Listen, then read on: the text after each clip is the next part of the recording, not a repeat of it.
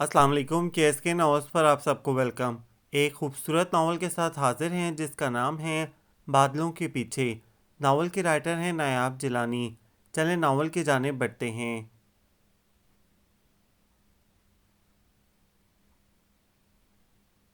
बाहर चमकती धूप का राज था। गर्म लोहे के थपेड़ों ने गोया हर शय को झुलसा कर रख दिया था। मैंने खिड़की के पर्दे हटाकर बाहर देखा। यूं लग रहा था गोया मेरा दिल सीना तोड़कर गर्म और झुलसा देने वाली ज़मीन से लिपट लिपट कर बहन कर रहा है। अभी कुछ देर पहले मम्मा मुझे बहुत समझाती बुझाती रही थी, जिंदगी के नशेबो फराज उतार चढ़ाओ, मगर मैं इन्हें भला क्या बताती। मेरा दिल तो आतिशकदा बना हुआ था। मैं मुजरिम ना होते हुए भी मुजरिम बना दी गई थी। मेरे लिए इस हकीकत को तस्लीम करना खुदकुशी के बराबर था। आज 8वां दिन था और मुझे लगता था गोया मैं सदियों की मुसाफत तय करके आई हूँ। मेरा अंग अंग थकन सता था। आंखें गोया रो रो कर थक चुकी थीं। मैं भला किसका गिरबान पकड़ती, किसे मुजरिम ठहराती। मेरी बात पर भला किसने ईमान लाना था। मैं मामा को कुछ बता ही तो नहीं पाई थी। भला बताती भी क्या, ये मेरा अपना ही तो फैसला था। मामा ने मुझे किस कदर समझाया था, मगर मैं अपनी सादगी में कुछ समझ ही नहीं पाई। मुझे चेहरे पड़ने का दावा तो कभी नहीं रहा था, मगर मैं हैरान थी कि बाज़ लोग किस तरह सूरत बदल बदल कर सामने आते हैं। हर दफ़ा इनका नया चेहरा नज़र आता था, ऐसा चेहरा जो किसी भी सादा दिल रखने वाले को धोखे में मुब्तला कर सकता था। मेरी सादगी मेरे लिए हमेशा नुकसान का बायस बनी थी, मगर इस दफ़ा तो मेरे दिल का नुकसान हो गया था। यूं लगता था गोया किसी ने मेरा दिल नोच कर किसी पत्थर के नीचे रख कर कुचल दिया है। मुझे इससे बेतहाशा मोहब्बत जो हो गई थी, और मैंने कभी सोचा ही नहीं था कि वो मुझसे कभी इस तरह किसी और की झूठी दास्तान सुनकर बदगुमान हो जाएगा। इसकी बदगुमानी के घाव ने मेरे दिल में नेज़े उतार दिए थे, मगर मेरे साथ भला हुआ क्या था। इन दिनों मेरे सितारे गर्दिश में थे। न जाने किस मनहूस घड़ी में 2 माह से डेड पड़ा फ़ोन खुद ब खुद ठीक हो गया था, और मामा तक ये मनहूस खबर बगैर किसी दुश्वारी के पहुंच चुकी थी। सदा की कमीनी फसादन और बला की कमज़र्व गानिया के हल्के पेट पे मेरे यानी साहिया मुराद के मुतालिक ख़बर भला कैसे ठहर सकती थी। मामा को फ़ोन खड़का कर मेरी शानदार कामयाबी की इत्तला पहुंचा दी थी। खाला साही मैट्रिक में हैट्रिक मार चुकी है। इस मरतबा भी सबका रिकॉर्ड कायम रखा है। मोहतरमा खैर से सिर्फ 3 मज़मून क्लियर कर सकी हैं, बाकी सब में गोल अंडा। लगता है पर्चों में निहारी जलेबी और गुलाब जामुन की तरकीब लिखकर आई थी। फ़ोन तो बंद हो चुका था, और मामा जूते से मेरी धुनाई करने के बाद सोफे पर बैठी हाँफ रही थी। गम व गुस्से से इनका सुर्ख व सफ़ेद चेहरा तिमतिमा रहा था। सब्ज आंखों से शोले लपक रहे थे। यूनिवर्सिटी की पोजीशन होल्डर मेरी प्यारी मामा का सदमे के मारे बुरा हाल था। बेशरम, चुल्लू भर पानी में डूब मरो। 19 साल की हो चुकी हो, अभी तक मैट्रिक में अटकी हो। तुम्हारे साथ की ग्रेजुएशन और मास्टर्स करके दो दो बच्चे भी खिला रही हैं। आपकी सुस्ती की वजह से लेट हो रही हूँ, वरना इस वक्त आप भी नानो बन चुकी होती। मैंने अफसोस के आलम में मामा को गुजरते वक्त का एहसास दिलाना चाहा था। मामा जुलबुला कर दूसरा जूता उतारने लगी। सॉरी मामा, मैं फ़ौरन सोफ़े की ओट में कुशन उठाकर खड़ी हो गई थी। मामा मेरी बेहयाई के इस अजीम मुजाहरे को मुलाहिज़ा करने के बाद न जाने किस सोच में गुम हो चुकी थीं। मेरी नज़रें मामा के खाली पैरों पर थीं, सो मैं इत्मीनान से सोफ़े पर ढह गई। आम हालात में वो जूते के साथ फेंटी लगाना मैनर्स के ख़िलाफ़ समझती थीं। आम हालात में तो महज मुझे घुरियों से ही नवाज दिया जाता था, और मामा की घुरियों का असर ही इस कदर होता था कि मैं फ़ौरन ही हवास बाख्ता हो जाती। अगरचा मामा को यह पसंद नहीं था कि वो मेरी जूते के साथ धुनाई करें, मगर खैर से मामला ही कुछ ऐसा था कि वो भी कहाँ तक ज़ब्त करती। मैट्रिक में मुझे तीसरा साल लग चुका था। मेरी क्लास फेलोज़ और कज़न्स वगैरह मुझसे कहीं आगे निकल चुकी थीं, मगर मैं अपने कुन जहन को भला कहाँ से पॉलिश कराती। और फिर साइंसदानों की बकवास मेरे दिमाग में समाती ही नहीं थी। ना जाने कितने ही ट्विटर मेरी नालायकी से घबरा कर दूसरे ही दिन भाग गए थे। मुझ जैसी कौन जहन नालायक कूड़ मगज़ के साथ भला दिमाग खपाने की ज़रूरत ही क्या थी, जिसे तबियात के तारुफ की अलिफ बे भी नहीं आती थी। बाकी मज़ामीन में भी मेरी दिलचस्पी ऐवी सी थी। रियाजी को देखकर तो मुझ पर जलजला तारी हो जाता था। अभी पिछले दिनों यही कोई 4-5 माह पहले फ़िज़िक्स की तैयारी करवाते हुए मेरी जान से प्यारी गानिया ने अचानक मेरी जहानत को जांचने और जो कुछ पढ़ाया था इसका टेस्ट लेने की गर्ज से पूछा, साही 10 मिनट के अंदर अंदर जवाब देती जाना। आज तुम्हें पढ़ाकर मैंने अस्वद की तरफ जाना है। वो मेरे लिए काफ़का और चेखोव की किताबें लेकर आया है, और मैं वो किताबें पढ़ने के लिए सख्त बेचैन हो रही हूँ। खानी के मुंह में पानी भर आया था इन फजूल किताबों के नाम लेकर। गोया पूरी कचौरी और खताई का जायका इसके मुंह में घुल गया था। میرے منہ کے زاویہ اسود کا نام سن کر ہی بننے بگڑنے لگے تھے، منہ میں گویا کڑوے بادام آ گئے۔ حالانکہ یہ چاکلیٹی ہیرو جیسا کزن فرینڈز کے درمیان گردن اکڑانے اور دوستوں کے درمیان ویلیو بنانے کا سبب تھا۔ چھوڑو بھی غانی، جس رائٹر کا نام ہی اتنا خوفزدہ کر دینے والا ہو، اس کی تصنیف کتنی بکواس ہوگی۔ بھلا یہ بھی کوئی نام ہوا؟ چیخوف، یعنی نرا خوف ہی خوف، اور یہ فرانز کافکا۔ ایسے لگتا ہے جیسے پرونز اور کانٹے یعنی فوگ کا ذکر کیا جا رہا ہے۔ ہائے غانی، مجھے تو بھوک بھی لگ رہی ہے۔ میں نے پیٹ پکڑ کر دہائی دی تو غانی نے ہاتھ میں پکڑی کتاب میرے سر پر دے ماری۔ بھوسا بھرا ہوا ہے یہاں۔ کتاب کے وزن سے میرے دماغ کی چولیں ہل کر رہ گئی تھیں۔ اوپر سے غانیہ کا موڈ بگڑ گیا تھا۔ تمہیں ٹھیک ہی باورچن، دھوبن اور درزن کا خطاب دیا گیا ہے۔ تمہارا دماغ پڑھنے کی طرف نہیں مائل ہونے والا، پکانے اور کھانے کے علاوہ کچھ نہیں سوچتا۔ کھا کھا کر ایک دن غبارے کی طرح پھٹ جاؤ گی موٹی۔ غانی میری اچھی صحت پر چوٹ کرنے سے باز نہیں آتی تھی، اور کھانا پکانے کے طعنے دینا تو ماما اور ان کی پیاری بھانجی غانی کا درینہ مشغلہ تھا۔ میں نے تو اکثر ہی ماؤں کو آہیں بھرتے دیکھا ہے کہ ان کی بیٹیاں کچن کے نام سے ہی دور بھاگتی ہیں، سینے پہ رونے کا بھی کوئی شوق نہیں ہوتا، گھر کے کام کار سے الرجک ہوتی ہیں، جبکہ مجھ میں سگڑ خواتین والے سارے جراثیم پائے جاتے تھے، مگر میرے ہاتھوں میں جھاڑو دے کر ماما تنتنا اٹھتی تھیں۔ کبھی اسی شوق اور جذبے سے کتاب بھی پکڑ لیا کرو، یہ طعنہ تو ماما کی نوک زباں پر ہر وقت مچلتا رہتا تھا۔ نہ جانے ماما بھی کیسی ماں تھیں، یعنی میں جو ایکسٹرا میڈ کی خدمات سر انجام دیتی تھیں، ان کی ماما کے نزدیک اس کی کوئی ویلیو نہیں تھی۔ ساحیہ مراد، میں آپ سے پوچھ رہی ہوں، علم، موسیقی اور آواز پر سائنسی دریافتیں کرنے والے سائنسدان کا نام بتاؤ جو کہ 3 صدی ہجری میں بصرہ میں پیدا ہوا تھا۔ مجھے سوچوں میں الجھا دیکھ کر غانی نے کافی ناراضی کے عالم میں اپنا سوال دہرایا۔ 3 صدی ہجری میں کون پیدا ہوا تھا؟ میں نے یادداشت کے سارے خانے کھنگالنے شروع کر دیے تھے۔ کون سی ایسی کھانے والی چیز کے نام سے ملتا جلتا نام تھا علم موسیقی کو دریافت کرنے والے سائنسدان کا؟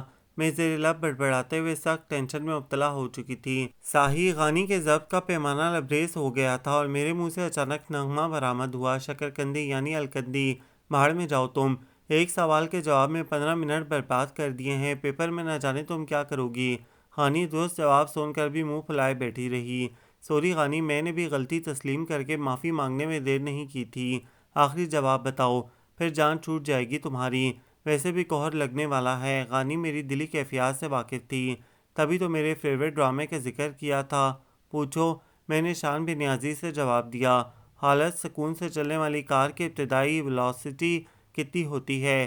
یہ ویلوسٹی 0 ہوتی ہے۔ میں نے بھی نظر بچا کر کتاب میں سے اچک کر دیکھا اور جھٹ سے جواب بھی دے دیا تھا۔ غانی کون سا میری طرف متوجہ تھی، اپنا ہینڈ بیگ کھولے ببل کا پیکٹ نکال رہی تھی۔ سو میرا بھی کام چل گیا اور آج انہی چھوٹی موٹی چوریوں کا خمیازہ فیل ہونے کی صورت میں بھگت رہی تھی۔ ماما نے کافی سوچ بچار کرنے کے بعد سر اٹھا کر میری طرف دیکھا تھا اور پھر بولی، ساحیہ کتابیں سمیٹ کر نیچے آ جاؤ، میں تمہاری پیکنگ کرنے لگی ہوں۔ مگر کیوں ماما؟ میں حیران پریشان ہی تو رہ گئی تھی۔ تم نبیلہ کے پاس جا رہی ہو، انہوں نے فیصلہ کن انداز میں کہا۔ پھوپھو کے پاس؟ مگر کیوں؟ اپنی ہٹلر ٹائپ پھوپھو کے پاس جانے کے متعلق سوچ کر ہی میں لرز اٹھی تھی، اس لیے کہ لاتوں کے بھوت باتوں سے نہیں مانتے۔ ماما پلیز، میں منمناتی رہ گئی تھی۔ ڈیڈی، ماما مجھے اسلام آباد بھجوانے لگی ہیں۔ ڈائننگ روم میں گھستے ہی میں نے دہائی دینا شروع کر دی تھی۔ تائی امی یعنی بڑی ماما اور ڈیڈی، تایا ابو آدھا گھنٹہ پہلے ہی گھر آئے تھے۔ دونوں عماد بھائی کے بیٹے کو دیکھنے کراچی گئے ہوئے تھے۔ عماد بھائی ڈیڈی کے اکلوتے بیٹے تھے اور میں اپنے پاپا اور ماما کی اکلوتی بیٹی۔ بس یہی ہمارا مختصر سا خاندان تھا۔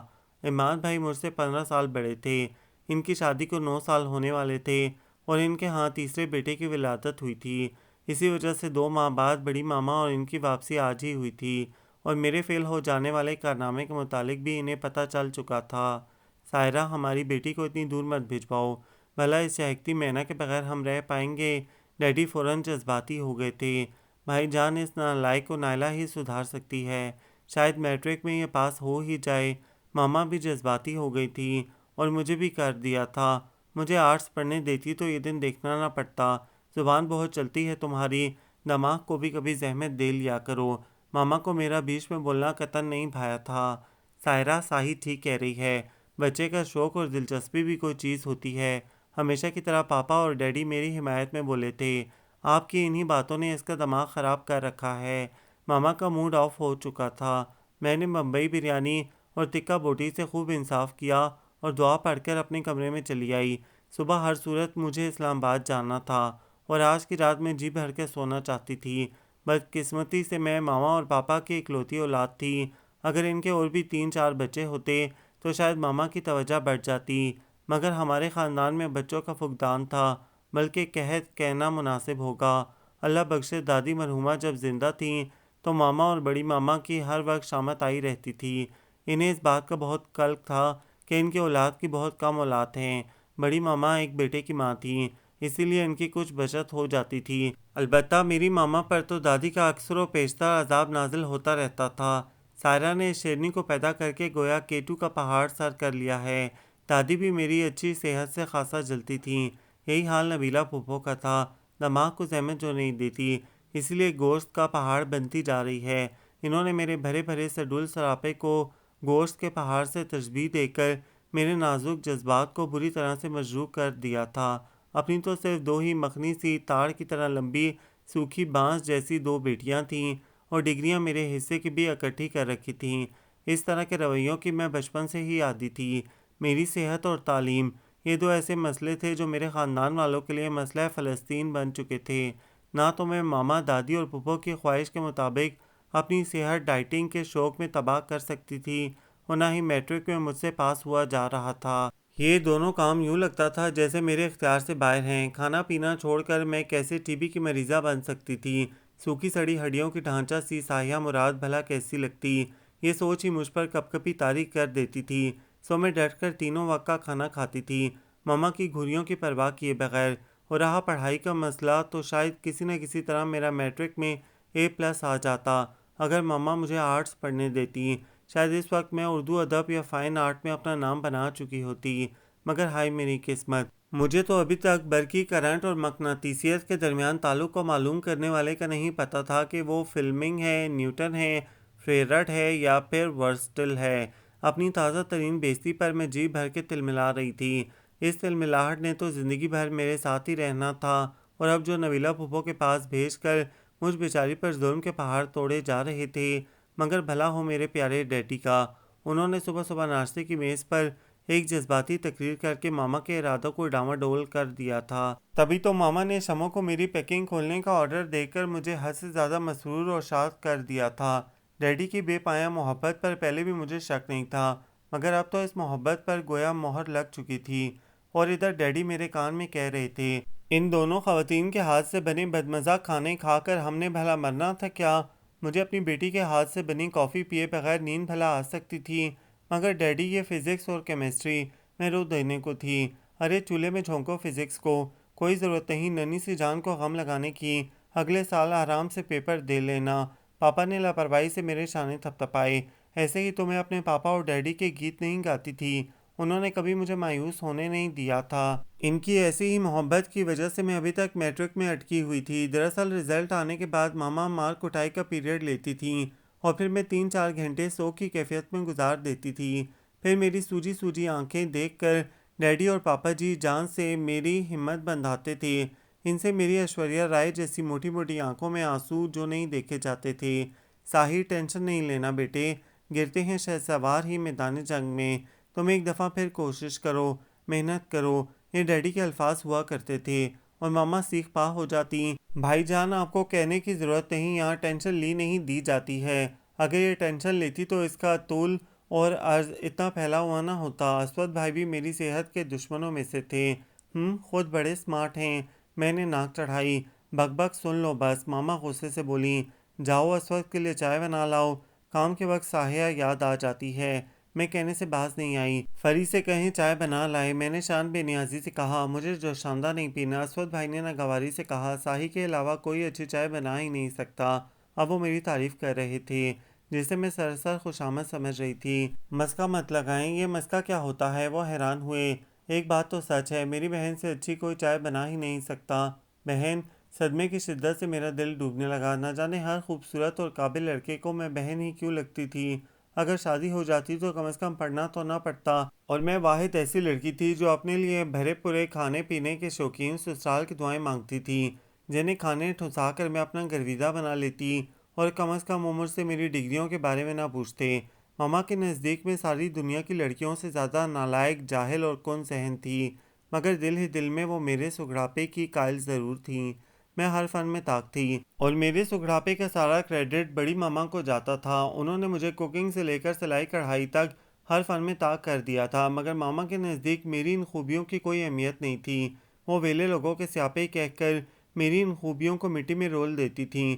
ساہی، ایک تو تم نہ جانے کس مراقبے میں چلی جاتی ہو۔ ماما نے خفگی سے کہا، اب اٹھ بھی چکو، جا رہی ہوں۔ میں دھپ دھپ کرتی کچن میں چلی گئی۔ میں بڑے شوق اور جذبے کے ساتھ فش کری بنا رہی تھی۔ مچھلی کو بیسن لگا کر پہلے سے رکھ دیا تھا، پیاز بھی گولڈن کر لی تھی، فش بھی فرائی ہو چکی تھی، بس آدھے گھنٹے کا کام تھا۔ ساتھ ساتھ اٹیلین سلاد کی تیاری بھی کر رہی تھی۔ یہ مینیو ڈیڈی کی پسند کے مطابق صبح ہی میں نے ترتیب دیا تھا۔ کوفتہ بریانی دم پر تھی۔ اسی پل فون کی گھنٹی بج اٹھی۔ میں وقتاً فوقتاً سلیپ پر رکھے نوٹس پر بھی نگاہ ڈال رہی تھی۔ اوف، اب فون سننے لاؤنج میں جاؤں، میں نے بھنا کر سوچا۔ فون بیچارہ بج بج کر خاموش ہو گیا تھا۔ تبھی ماما اور بڑی ماما سیٹنگ روم سے برآمد ہوئیں۔ نہ جانے کون سی میٹنگ کر کے فارغ ہوئی تھیں۔ کس کا فون تھا؟ ساہی ابن ہشام کا ہوگا۔ میں نے رٹا لگاتے ہوئے سلاد کے لیے خربوزہ کاٹنا شروع کر دیا۔ ہیں وہ کون ہیں؟ بڑی ماما بے حد حیران ہوئی۔ فون کی گھنٹی پھر سے بجنے لگی تھی۔ بڑی ماما ابن ہشام کے متعلق تفصیل پوچھنے کا ارادہ ترک کر کے فون سٹینڈ کی طرف بڑھ گئیں۔ کچھ دیر بعد مجھے بڑی ماما کی افسردہ سی آواز سنائی دی، کچھ دن بعد آئیں گے، کسی گھریلو پرابلم کی وجہ سے ان کا پروگرام ملتوی ہو گیا ہے۔ اس کے نصیب ہی ٹھنڈے ہیں۔ ماما کی متفکر اور شدید پریشانی میں ڈوبی آواز سنائی دی تو میں نے چونک کر ان دونوں خواتین کے متفکر چہروں کی طرف دیکھا۔ کس کے نصیب ٹھنڈے ہیں؟ یہ پوچھنے کی ضرورت تو نہیں تھی۔ ماما کا اشارہ یقیناً میری ذات گرامی کی طرف تھا۔ شاید کچھ مہمانوں کو آنا تھا اور اب ان کا پروگرام بدل گیا تھا۔ یقیناً انہیں بھی میرے موٹاپے کی بھنک پڑ چکی ہوگی۔ ایسا ایک دو مرتبہ پہلے بھی ہو چکا تھا۔ میری ذات کے ساتھ بے شمار مسائل کا انبار بھی جڑا ہوا تھا۔ ایک تو میری نالائکی، دوسرا میرا پھیلا ہوا وجود، تیسری یہ گز بھر لمبی زبان جو نئے نئے مہمانوں کو دیکھ کر منہ کے اندر رکتی ہی نہیں تھی، کمبخت تیز گام کی طرح چلتی جاتی تھی۔ پچھلے دنوں کچھ خواتین آئی تھیں، میرے گورے چٹے خوب بھرے بھرے سراپے کو کھا جانے والی نظروں سے دیکھتی رہیں۔ بعد میں کہلا بھیجا انہیں آٹے کی بوری نہیں چاہیے۔ بس مجھے بھی غصہ آ گیا۔ بڑی ماما کی پرسنل ڈائری میں سے ان خواتین کا فون نمبر چرا کر وہ لتے لیے کہ یاد ہی کرتی رہیں گی تمام عمر اس شاندار بے عزتی کو۔ ساحیہ مراد کو آٹے کی بوری کہنے کا خمیازہ بھگتنا تو تھا ہی، میں نے بھی ان کے گنجے بیٹے کی شان میں ایسے ایسے القابات کہے تھے کہ بیچاری تمام عمر جلتی بھونتی رہیں گی۔ یہ دوسری منحوس ترین ٹیلی فون کال تھی جو میری زندگی میں بھونچال لانے کا باعث بنی۔ ماما کی پریشانی نے مجھے بھی سچ مچ پریشان کر دیا تھا، مگر حیرت کی بات یہ تھی کہ ماما کو ان دنوں مجھے پڑھائی کی افادیت پر لمبے لمبے لیکچر دینے کا بھی خیال نہیں رہا تھا۔ دوسرا حیرت کا جھٹکا مجھے تب لگا جب آرٹس کی کتابیں میری رائٹنگ ٹیبل پر سج گئیں۔ ماما نے اپنی ضد چھوڑ دی تھی۔ ان دونوں کے سر سے مجھے ڈھیر سارا پڑھانے کا بھوت اتر چکا تھا۔ اب وہ مجھے سلم اینڈ سمارٹ دیکھنا چاہتی تھیں۔ اس سلسلے میں انہوں نے سلمنگ سینٹر کی میڈم سے بات بھی کر لی تھی۔ ادھر میرے کچن میں گھسنے پر شدید پابندی لگ چکی تھی۔ میں اپنے پسندیدہ سبجیکٹ دیکھ کر اس قدر خوش نہیں ہوئی تھی جس قدر کچن میں گھسنے پر پابندی نے مجھے اتموا کیا تھا۔ ماما مجھے صبح صبح پالک کا بدمزہ پانی پلا کر دلیے کی ایک چھوٹی سی پیالی پکڑا دیتی تھیں۔ 3 دن اس ناانصافی اور ظلم کے بعد میں نے اپنے زرخیز دماغ سے کچھ نئی ترکیبیں نکال لی تھیں۔ کبھی ڈیڈی اور کبھی پاپا سے 200-300 روپے لینا میرا معمول بن گیا تھا، کیونکہ ماما اور بڑی ماما نے مجھے دبلا کرنے کے لیے جو عہد کر رکھا تھا، اس عہد کو مد نظر رکھ کر میری پاکٹ منی بھی بند ہو چکی تھی۔ اب ماما مجھے پڑھائی پر نہیں بلکہ ڈائٹنگ پر بڑے بڑے اور لمبے لیکچر دیتی تھیں۔ ان دنوں ماما کی سب سے بڑی ٹینشن میرا بڑھتا ہوا وزن تھا۔ جس دن میرا میٹرک کا شاندار رزلٹ آیا، یہ اسی دن کی بات ہے۔ یہ دن میرے لیے خوشگوار نہیں تھا، حالانکہ ماما اور بڑی ماما میرے پھولے پھولے گلابی چہرے پر نہ جانے کتنے ہی بوسے دے چکی تھیں۔ ماما میرے اچھے رزلٹ پر پھولے نہیں سما رہی تھیں اور ڈیڈی فخریہ کہہ رہے تھے۔ میں نے کہتا تھا سائرہ، ساحی کو آرٹس پڑھنے دو، بچے کی دلچسپی اور شوق کو اولویت دینا چاہیے۔ ماما آج ڈیڈی سے متفق ہو چکی تھیں۔ انہوں نے بھی کسی قسم کی بحث نہیں کی تھی۔ رات کو خالہ نے ماما کو فون کر کے بتایا، آپا، بڑی آپا نے اسود کے لیے غانیہ کو مانگا ہے۔ اس خبر نے ماما کے چہرے کے سارے رنگ اڑا دیے تھے۔ شاید وہ بھی اسود بھائی کو بطور داماد پسند کر چکی تھیں، تاہم بھانجی کی خوشی پر انہوں نے کمظرفی کا مظاہرہ نہیں کیا تھا۔ پہلے چھوٹی خالہ کو اور پھر بڑی خالہ کو مبارکباد دی۔ ادھر میرے ارمانوں پر بھی اوس پڑ چکی تھی۔ ہانی اور اسود بھائی سے اچھے اچھے گفٹس وصول کر کے میں نے بھی اوپری دل سے انہیں مبارکباد دی۔ اگر اسود بھائی کے ساتھ بات بن جاتی تو میں نے ایف اے کے بجائے شادی کرنا تھی، مگر ہائے میرے نصیب، جو بقول ماما کے بالکل برف یا آئس کریم کی طرح ٹھنڈے تھے۔ خاندان کے سارے ہی لڑکے ایک ایک کر کے کھونٹے سے بن چکے تھے۔ ہنا اور صبا جیسی نالائق لڑکیاں بھی دو دو بچوں کی امائیں بن چکی تھیں۔ میرا دل جل جل کر خاک ہو رہا تھا، اور ادھر اسود بھائی اور غانی کی شادی کے ہنگامے جاگ اٹھے۔ ماما بھی ہنسی خوشی کبھی جہیز تو کبھی بری کی شاپنگ کروانے چلی جاتی تھیں۔ کچن ان دنوں میری صحت مند کندھوں پر تھا، سو میں جی بھر کر چٹپٹے کھانوں سے لطف اندوز ہو رہی تھی۔ ڈیڈی اور پاپا بھی خوب مزے کر رہے تھے۔ ان دنوں دونوں کو پرہیز بھول چکا تھا۔ میں بھی فرمائشی لسٹ کو دیکھتے ہوئے مینیو ترتیب دیتی تھی۔ بڑی ماما تو عرصہ ہوا کچن کو خیرباد کہہ چکی تھیں۔ ہائی بلڈ پریشر کے مرض نے انہیں خاصا عاجز کر دیا تھا، اور ماما کو بھی میں اب کم کم ہی کچن کی طرف جانے دیتی تھی۔ مگر جب سے ماما کو میرے پھیلتے وجود کو دیکھ کر شوق لگا تھا اور میرا اب تک رشتہ نہ ہونے کی یہ بہت بڑی وجہ معلوم ہوئی تھی، تب سے کچن میں میرے داخلے پر پابندی لگا دی گئی تھی۔ مگر خیر، اب تو آزادی ہی آزادی تھی، اور میں اس آزادی سے خوب فائدہ اٹھا رہی تھی۔ شادی کے ہنگامے جو ہی سرد پڑے، ماما نے میرا دوبارہ وزن کروایا، اور پھر کچھ مت پوچھیے، میں اپنا 15 کلو وزن بڑھا چکی تھی۔ ماما نے مجھے میرے حال پر چھوڑ دیا۔ میں نے انٹر میں ایڈمیشن کیا لیا، مصروف سے مصروف تر ہوتی چلی گئی تھی۔ پڑھائی اور کھانے کے علاوہ مجھے کچھ سوچتا ہی نہ تھا۔ بڑی ماما کمرے میں داخل ہوئیں۔ سائرہ بانو کی روحی کا رشتہ بھی طے ہو گیا۔ یہ خبر خاصی روح فرسا تھی۔ اچھا، ماما صدمے کے مارے بول ہی نہ سکیں۔ اچھی خاصی موٹی اور سانولی سی تھی، مگر پوزیشن ہولڈر تھی۔ عمر کچھ زیادہ ہو گئی تھی، اسی لیے بیچاری بانو بہت پریشان تھی۔ ماما نے میری طرف دیکھ کر ٹھنڈی آہ بھری۔ چلو، بانو کی پریشانی تو دور ہوئی، اللہ سب کی بیٹیوں کے نصیب اچھے کرے۔ بڑی ماما نے صدقے دل سے دعا کی۔ نظریں ہنوز مجھ پر تھیں، گویا خصوصاً میرے لیے بھی دعا کی گئی تھی۔ روحی باجی کی شادی میں کون جائے گا؟ مجھے اپنے کپڑوں کی فکر ہو گئی تھی، سو بےتابی سے پوچھنے لگی، تم تو ہرگز نہیں جاؤ گی؟ ماما کا انداز فیصلہ کن تھا۔ کیوں؟ اب تو میں میٹرک بھی کر چکی ہوں، میں نے رونی صورت بنا کر کہا۔ بڑا تیر مار لیا ہے 3 سال میں میٹرک کر کے۔ ماما تو ساسوں کی طرح طنز مارنے میں ماہر تھیں۔ کر تو لیا ہے نا، اگر اس دفعہ بھی فیل ہو جاتی تو اچھا تھا۔ میں کلس کر بولی، بے وقوف احمق، ذرا عقل نہیں؟ اگلے گھر جا کر نہ جانے کون کون سے گل کھلائے گی۔ مجھے گل کو منہ لگانے کی کوئی ضرورت نہیں۔ آپ کو اچھی طرح سے خبر ہے کہ میں گل سے کس قدر چڑتی ہوں۔ گل ہماری پڑوسن تھی، پاپا کے دوست کی بیٹی۔ ان دنوں چھٹیاں گزارنے کینیڈا گئی ہوئی تھی۔ میں اس وقت ٹیرس پر بیٹھ کر کیلوں کے ساتھ معمولی سا انصاف کر رہی تھی۔ صرف 6 کیلے ہی کھائے تھے، جب میری پڑوسن کے ٹیرس کی ریلنگ پر جھکے ایک سیاہ چمکتی آنکھوں والے خوبرو لڑکے نے مجھے 7واں کیلا اٹھاتے دیکھ کر گویا گنتی مکمل کر دی تھی۔ اب مزید ایک بھی کیلا مت کھانا، ورنہ تمہارا نہ صحیح میرا اپنا مادہ تمہیں کیلے کھاتے ہوئے دیکھ کر پھٹ جائے گا۔ مائی گاڈ، پیٹ ہے کہ کنواں؟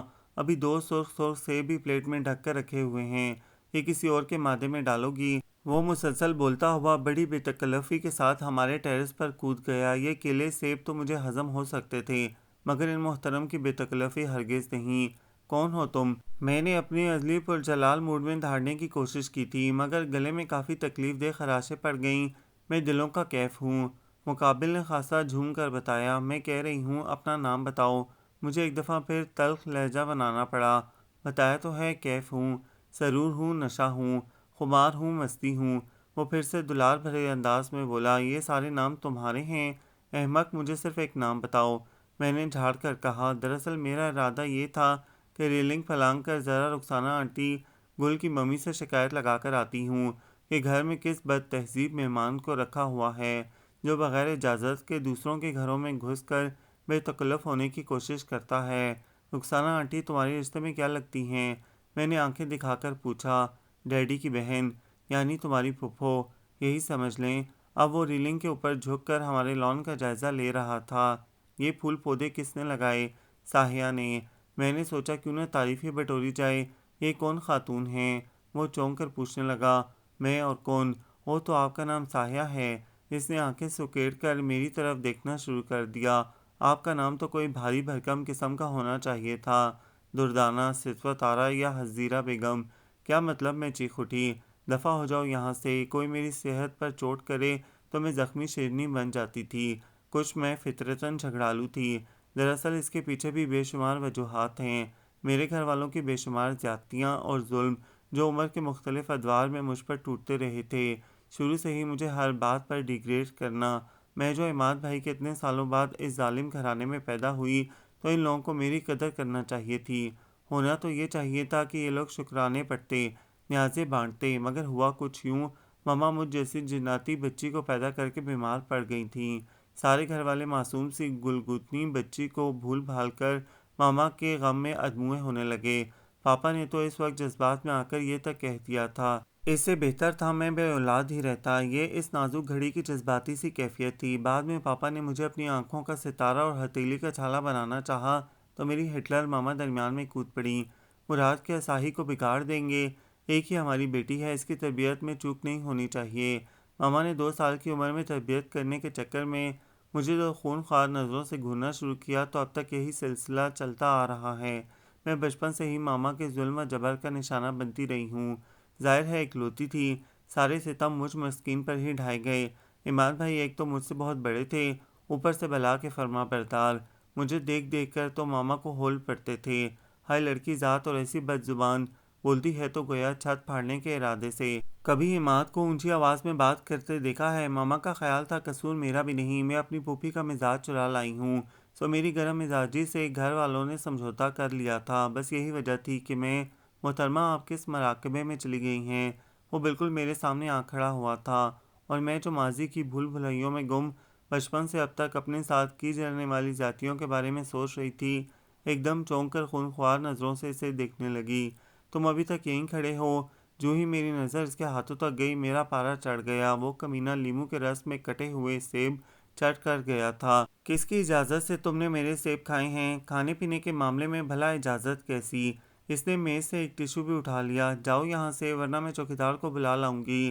میں نے اسے دھمکانا چاہا۔ چوکیدار نے بھلا یہاں آ کر کیا کرنا ہے؟ اس نے معصومیت سے پوچھا۔ تمہیں اٹھا کر دوسرے ٹیرس پر پھینک دے گا، اس میں اتنی جان ہے؟ وہ ہمارے چوکیدار کی صحت پر چوٹ کر رہا تھا۔ یہ کام تو آپ پر سوٹ کرتا ہے اور آپ ماشاءاللہ سے کر بھی سکتی ہیں۔ کون سا کام؟ اب کیا تشریح کروں؟ خیر، اللہ آپ کو نظر بد سے بچائے۔ وہ بیک وقت میرے صحت مند سراپے پر بھی چوٹ کر رہا تھا۔ یہاں میرا غصہ کرنا تو بنتا تھا، اور غصہ چونکہ میری ناک پر دھرا رہتا تھا سو میں فوراً ہی پھٹ پڑی۔ جاتے ہو یہاں سے کہ میں ماما کو بلاؤں؟ اتنا تردد کر کے نیچے جانا ہے تو میرے لیے چائے بھی لیتی آنا، میں یہیں ویٹ کروں گا۔ اس نے بڑی دوستانہ مسکراہٹ سجا کر کہا۔ تم یہاں سے دفع ہو جاؤ۔ میں نے چھری اور پلیٹ اٹھا کر کہا، اگر نہ جاؤں تو تم کس کی اجازت سے ہمارے ٹیرس پر آئے ہو؟ میں نے خونخوار نظروں سے اسے گھورا۔ اپنے دل کی اجازت سے، وہ مزے سے بولا اور پیر جھلاتا کھڑا ہو گیا۔ مس ساہیہ مراد، ہم پھر ملیں گے، ابھی چلتا ہوں، آپ مجھے بہت اچھی لگی ہیں، زندگی رہی تو پھر ملاقات ہوگی۔ وہ دوسرے ہی پل ریلنگ سے کود کر دوسری طرف چلا گیا تھا، جبکہ میں بھناتے ہوئے نیچے اتر آئی۔ میرا ایف اے میں پاس ہو جانا میرے گھر والوں کے لیے ہفتے اقلیم کی دولت مل جانے کے برابر تھا۔ ڈیڈی، پاپا اور ماما تو اس خوشی میں کسی بڑی ضیافت کا اہتمام کرنا چاہتے تھے، مگر نبیلہ پھپھو کی بیماری کی خبر نے سارا پروگرام درہم بھرم کر دیا تھا۔ میرے اور ڈیڈی کے علاوہ سبھی اسلام آباد چلے گئے تھے۔ ڈیڈی کو آفس سے چھٹی نہیں ملی تھی اور میں ڈیڈی کی وجہ سے گھر میں رہنے کے لیے تیار تھی۔ ویسے بھی میں پھپھو کے سوالات کا سامنا کرنے سے گریزاں تھی، انہوں نے تو میرا ناک میں دم کر لینا تھا۔ سائنس کیوں نہیں پڑھی؟ ایڈمیشن کیوں نہیں لیا؟ کون کون سے سبجیکٹ پڑھو گی؟ اب بھلا پھپھو کو کون بتائے؟ میں نے مزید نہ پڑھنے کا اعلان کر دیا تھا اور میری پیاری ماما نے اس اعلان کو سن کر فی الحال جوتا اٹھانے سے پرہیز ہی کیا تھا۔ دراصل میرے انٹر میں پاس ہو جانے کی خوشی میں انہوں نے اپنا موڈ خراب نہیں کرنا چاہا تھا اور فی الحال میری بے عزتی کرنے کا ارادہ ترک کر کے اسلام آباد سدھاری تھیں۔ چونکہ پڑھائی کا بوجھ تو ہٹ چکا تھا سو میری آج کل تمام تر توجہ کا مرکز ٹی وی اور کچن تھا۔ اس دن بھی میں بڑے ذوق و شوق کے ساتھ ڈیڈی کے لیے چام بنا رہی تھی۔ اس کی ترکیب میں نے ایک ٹی وی چینل کی آنٹی سے سیکھی تھی۔ میں مختلف مسالوں کے پیسٹ کو چپٹی کی ہوئی چام کے اوپر لگا لگا کر فرائی کر رہی تھی جب شمو نے مجھے کچن میں آ کر اطلاع دی، صاحب بیوی مہمان آئے ہیں۔ لو جی، اس وقت کون ویلا فارغ آ گیا ہے منہ اٹھا کر؟ میں لال مرچ پاؤڈر، گرم مسالہ اور زیرہ کریم میں مکس کر رہی تھی۔ چام کو سلاخوں میں لگانا تھا۔ اس کام سے فارغ ہو کر میں نے ہاتھ دھوئے اور سر پر ٹنگی شمع کی طرف متوجہ ہوئی۔ کون ہے؟ خود دیکھ لیں۔ کیا مطلب؟ میں نے آنکھیں دکھائیں۔ دیکھنے کی چیز ہے قسم سے۔ شمع اپنی اوقات پر اتر آئی۔ بکو نہیں، میں نے اسے ڈپٹ کر کہا۔ مہمان کو ڈرائنگ روم میں بٹھایا ہے؟ جی بالکل۔ اس نے زور سے سر ہلایا۔ تو پھر چائے لے آنا۔ میں لاؤنج میں لگے مرر میں اپنا حلیہ دیکھ کر بولی، چائے کے ساتھ کیا لاؤں جی؟ نیگٹس، رول، کباب اور ہاں کیک بھی رکھ لینا، ڈیڈی کے کوئی دوست ہی ہوں گے۔ میں نے اندازاً سوچتے ہوئے ڈرائنگ روم کا رخ کیا تھا، مگر صوفے پر موجود شخصیت کو دیکھ کر میرے منہ میں گویا کڑوے بادام آ گئے۔ تم؟ میں صرف اتنا ہی کہہ پائی۔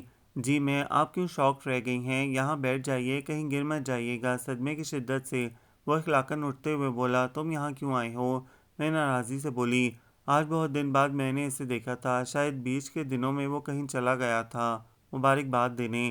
وہ اطمینان سے بولا، ہائے اسے بھی خبر ہو چکی۔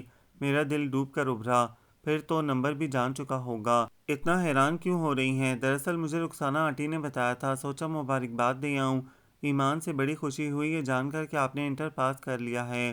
وہ سچ مچ بڑی خوشی کا مظاہرہ کر رہا تھا، مگر مجھے صاف طنز ہی لگا۔ ٹھیک ہے، خیر مبارک، میں نے اوپری دل سے کہہ ہی دیا۔ ویسے تم اتنے دن سے کہاں تھے، نظر نہیں آئے؟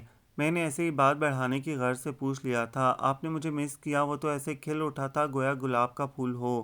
لو جی کر لو گل، یہاں تو بات کرنا ہی فضول ہے۔ میں نے منہ بنا کر سوچا، مگر اس کا دل توڑنا بھی مناسب نہیں تھا، تو لفظوں کا ہیر پھیر کر کے بولی، ٹیرس پر نہیں دیکھا سو اسی لیے پوچھ لیا۔ دراصل میں کچھ دن تک سوگ کی کیفیت میں رہا ہوں۔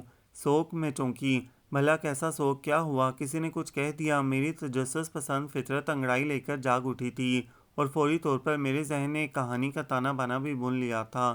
گل کے پیار میں پاگل، لیکن گل کا ہری جھنڈی دکھانا اور پھر کیف کا سوگ میں اتنے دن غمزدہ رہنا، ادھر میرے اندر مارے تجسس کے گدگدی ہونے لگی تھی، اور میں بس فٹافٹ ساری کہانی کو جاننے کے لیے بے چین ہو گئی تھی۔ اور اس لمحے مجھے بھول گیا تھا کہ میری پہلی ملاقات کافی ناگوار رہی تھی۔ بس جی کچھ نہ پوچھیں، لوگوں کے دو رخے چہرے ہیں۔ وہ رنجیدگی سے بولا، کس کے؟ میں حیران ہوئی۔ ہماری پھپھو محترمہ، وہ جل بھن کر بولا۔ مگر ان کے دو چہرے کہاں ہیں؟ مجھے تو صرف ایک چہرہ ہی دکھائی دیتا ہے۔ میں نے ہونک پن کی انتہا کر دی تھی۔ میرا کہنے کا یہ مطلب نہیں، وہ جھنجھلایا۔ یہ جو میری پھپھو ہے نا، ایک نمبر کی بدعہد ہیں۔ وہ خوب جلا بیٹھا تھا۔ انہوں نے کیا کیا؟ پھپھو نے کہا تھا ان چھٹیوں میں وہ ضرور ہمارے گھر رہنے کے لیے آئیں گی، مگر اب وہ مکر گئی ہیں۔ کیف نے وصول کر بتایا، اور ادھر میرا منہ اتر گیا۔ جو کچھ میں سننا چاہتی تھی اور جس محبت کی کہانی کا مجھے انتظار تھا، سب خواب ہوا۔ کھودا پہاڑ اور نکلا کیا؟ تم گل کو ساتھ لے جاؤ، وہ بھی بس آنے ہی والی ہے۔ میں نے اس کو تسلی دینے والے انداز میں کہا تھا، مگر وہ یوں اچھلا گویا سے کرنٹ لگ گیا ہو۔ توبہ کرے جی، پھپھو کو تو اس لیے ساتھ لے کر جاؤں گا، چند دن کے لیے ہی سہی۔ میری کچن سے جان چھوٹ جائے گی، میں بھی 4 دن سکھ کا سانس لے سکوں گا۔ مجھے پاگل کتے نے کاٹا ہے کہ میں گل کو لے جاؤں تاکہ میری مزید سختی آ جائے، میں 2 گھڑی کے لیے بھی کچن سے باہر نہ نکل سکوں۔ کہہ تو وہ ٹھیک ہی رہا تھا، گل کی ہڈ حرامی اور کام چوری مجھ سے بڑھ کر کون جان سکتا تھا۔ کاہلی اور سستی خصوصاً کچن کے کاموں میں محترمہ گل پر ہی ختم ہوتی تھی۔ کچن کے کاموں سے تو گل کی جان جاتی ہے۔ میں نے شمع کو ٹرالی گھسیٹ کر اندر آتے دیکھ کر گھورا۔ اس کے لیے اتنا اہتمام کرنے کی بھلا کیا ضرورت تھی؟ پڑوس سے تو آیا تھا۔ پھر مجھے خیال آیا کہ شمع کا بھلا کیا قصور ہے، آرڈر تو میں نے خود ہی دیا تھا، اور ادھر کیف نے مجھے ہکا بکا کر دیا۔ وہ کباب کھاتے ہوئے بول رہا تھا، اسی لیے تو میرا اور فیملی پلاٹون کا مشترکہ فیصلہ ہے کہ گل ہماری بھابھی نہیں بن سکتی۔ میں اس کے لیے چائے بناتے بناتے اچھل کر رہ گئی۔ اس نے بات ہی کچھ ایسی کی تھی، میرا چونکنا فطری تھا۔ ہائی، گل بھی ٹھکانے لگنے کے قریب قریب پہنچ گئی۔ صدمے سے میرا پاؤ بھر خون خشک ہو گیا تھا۔ آنکھوں کے سامنے بی اے کی موٹی موٹی کتابیں گھومنے لگی تھیں۔ اگر اس سال بھی کوئی امید کی کرن نظر نہ آتی تو مجھے کوئی یقین تھا ماما نے اسلام آباد سے واپس آ کر ایڈمیشن فارم میرے منہ پر ضرور دے مارنا تھا، اور مجبوراً روتے دھوتے مجھے اس فارم کو بھرنا تو ضرور ہی تھا، ورنہ ماما سے دھنائی کون کرواتا۔ پھپھو کی خواہش ہے میرے بھائی سے گل کی بات بن جائے، مگر میرے اور میری پلاٹون جیسے ظالم سماج کے ہوتے ہوئے بھلا یہ بات بن سکتی ہے؟ مگر گل میں بھلا کیا کمی ہے؟ میں نے مرے مرے لہجے میں کہا، نہیں کمی تو کوئی نہیں، ہمارے لیے تو بہت اچھی ہے، مگر بات یہ ہے کہ ہمیں گھر سنبھالنے کے لیے عورت کی ضرورت ہے، نہ کہ کوئی ایسی آ جائے جو سارے نظام کو بگاڑ کر رکھ دے۔ اب دیکھیں نا، گل سال کے 6 مہینے بیرون ملک کے دوروں پر رہتی ہے، ایسے میں ہمارے گھر کی بھلا کیا حالت ہوگی؟ اور ویسے بھی گل اپنے کینیڈا والے چاچو کے بیٹے میں انٹرسٹڈ ہے۔ پھپھو خواہ مخواہ جذباتی ہو رہی ہیں۔ خیر یہ ان کا اور گل کا ذاتی معاملہ ہے، امید ہے گل پھپھو کو قائل کر ہی لے گی۔ کیف نے چوتھا کباب اٹھاتے ہوئے وضاحت کی تھی۔ میں اس کی بات سمجھ کر سر ہلانے لگی۔ میں پھپھو کو لینے کے لیے آیا تھا، ایبک بھائی کے لیے ایک لڑکی دیکھی تھی، مگر وہاں بات بنتے بنتے رہ گئی۔ کیف کا منہ اتر گیا تھا، مگر کیسے؟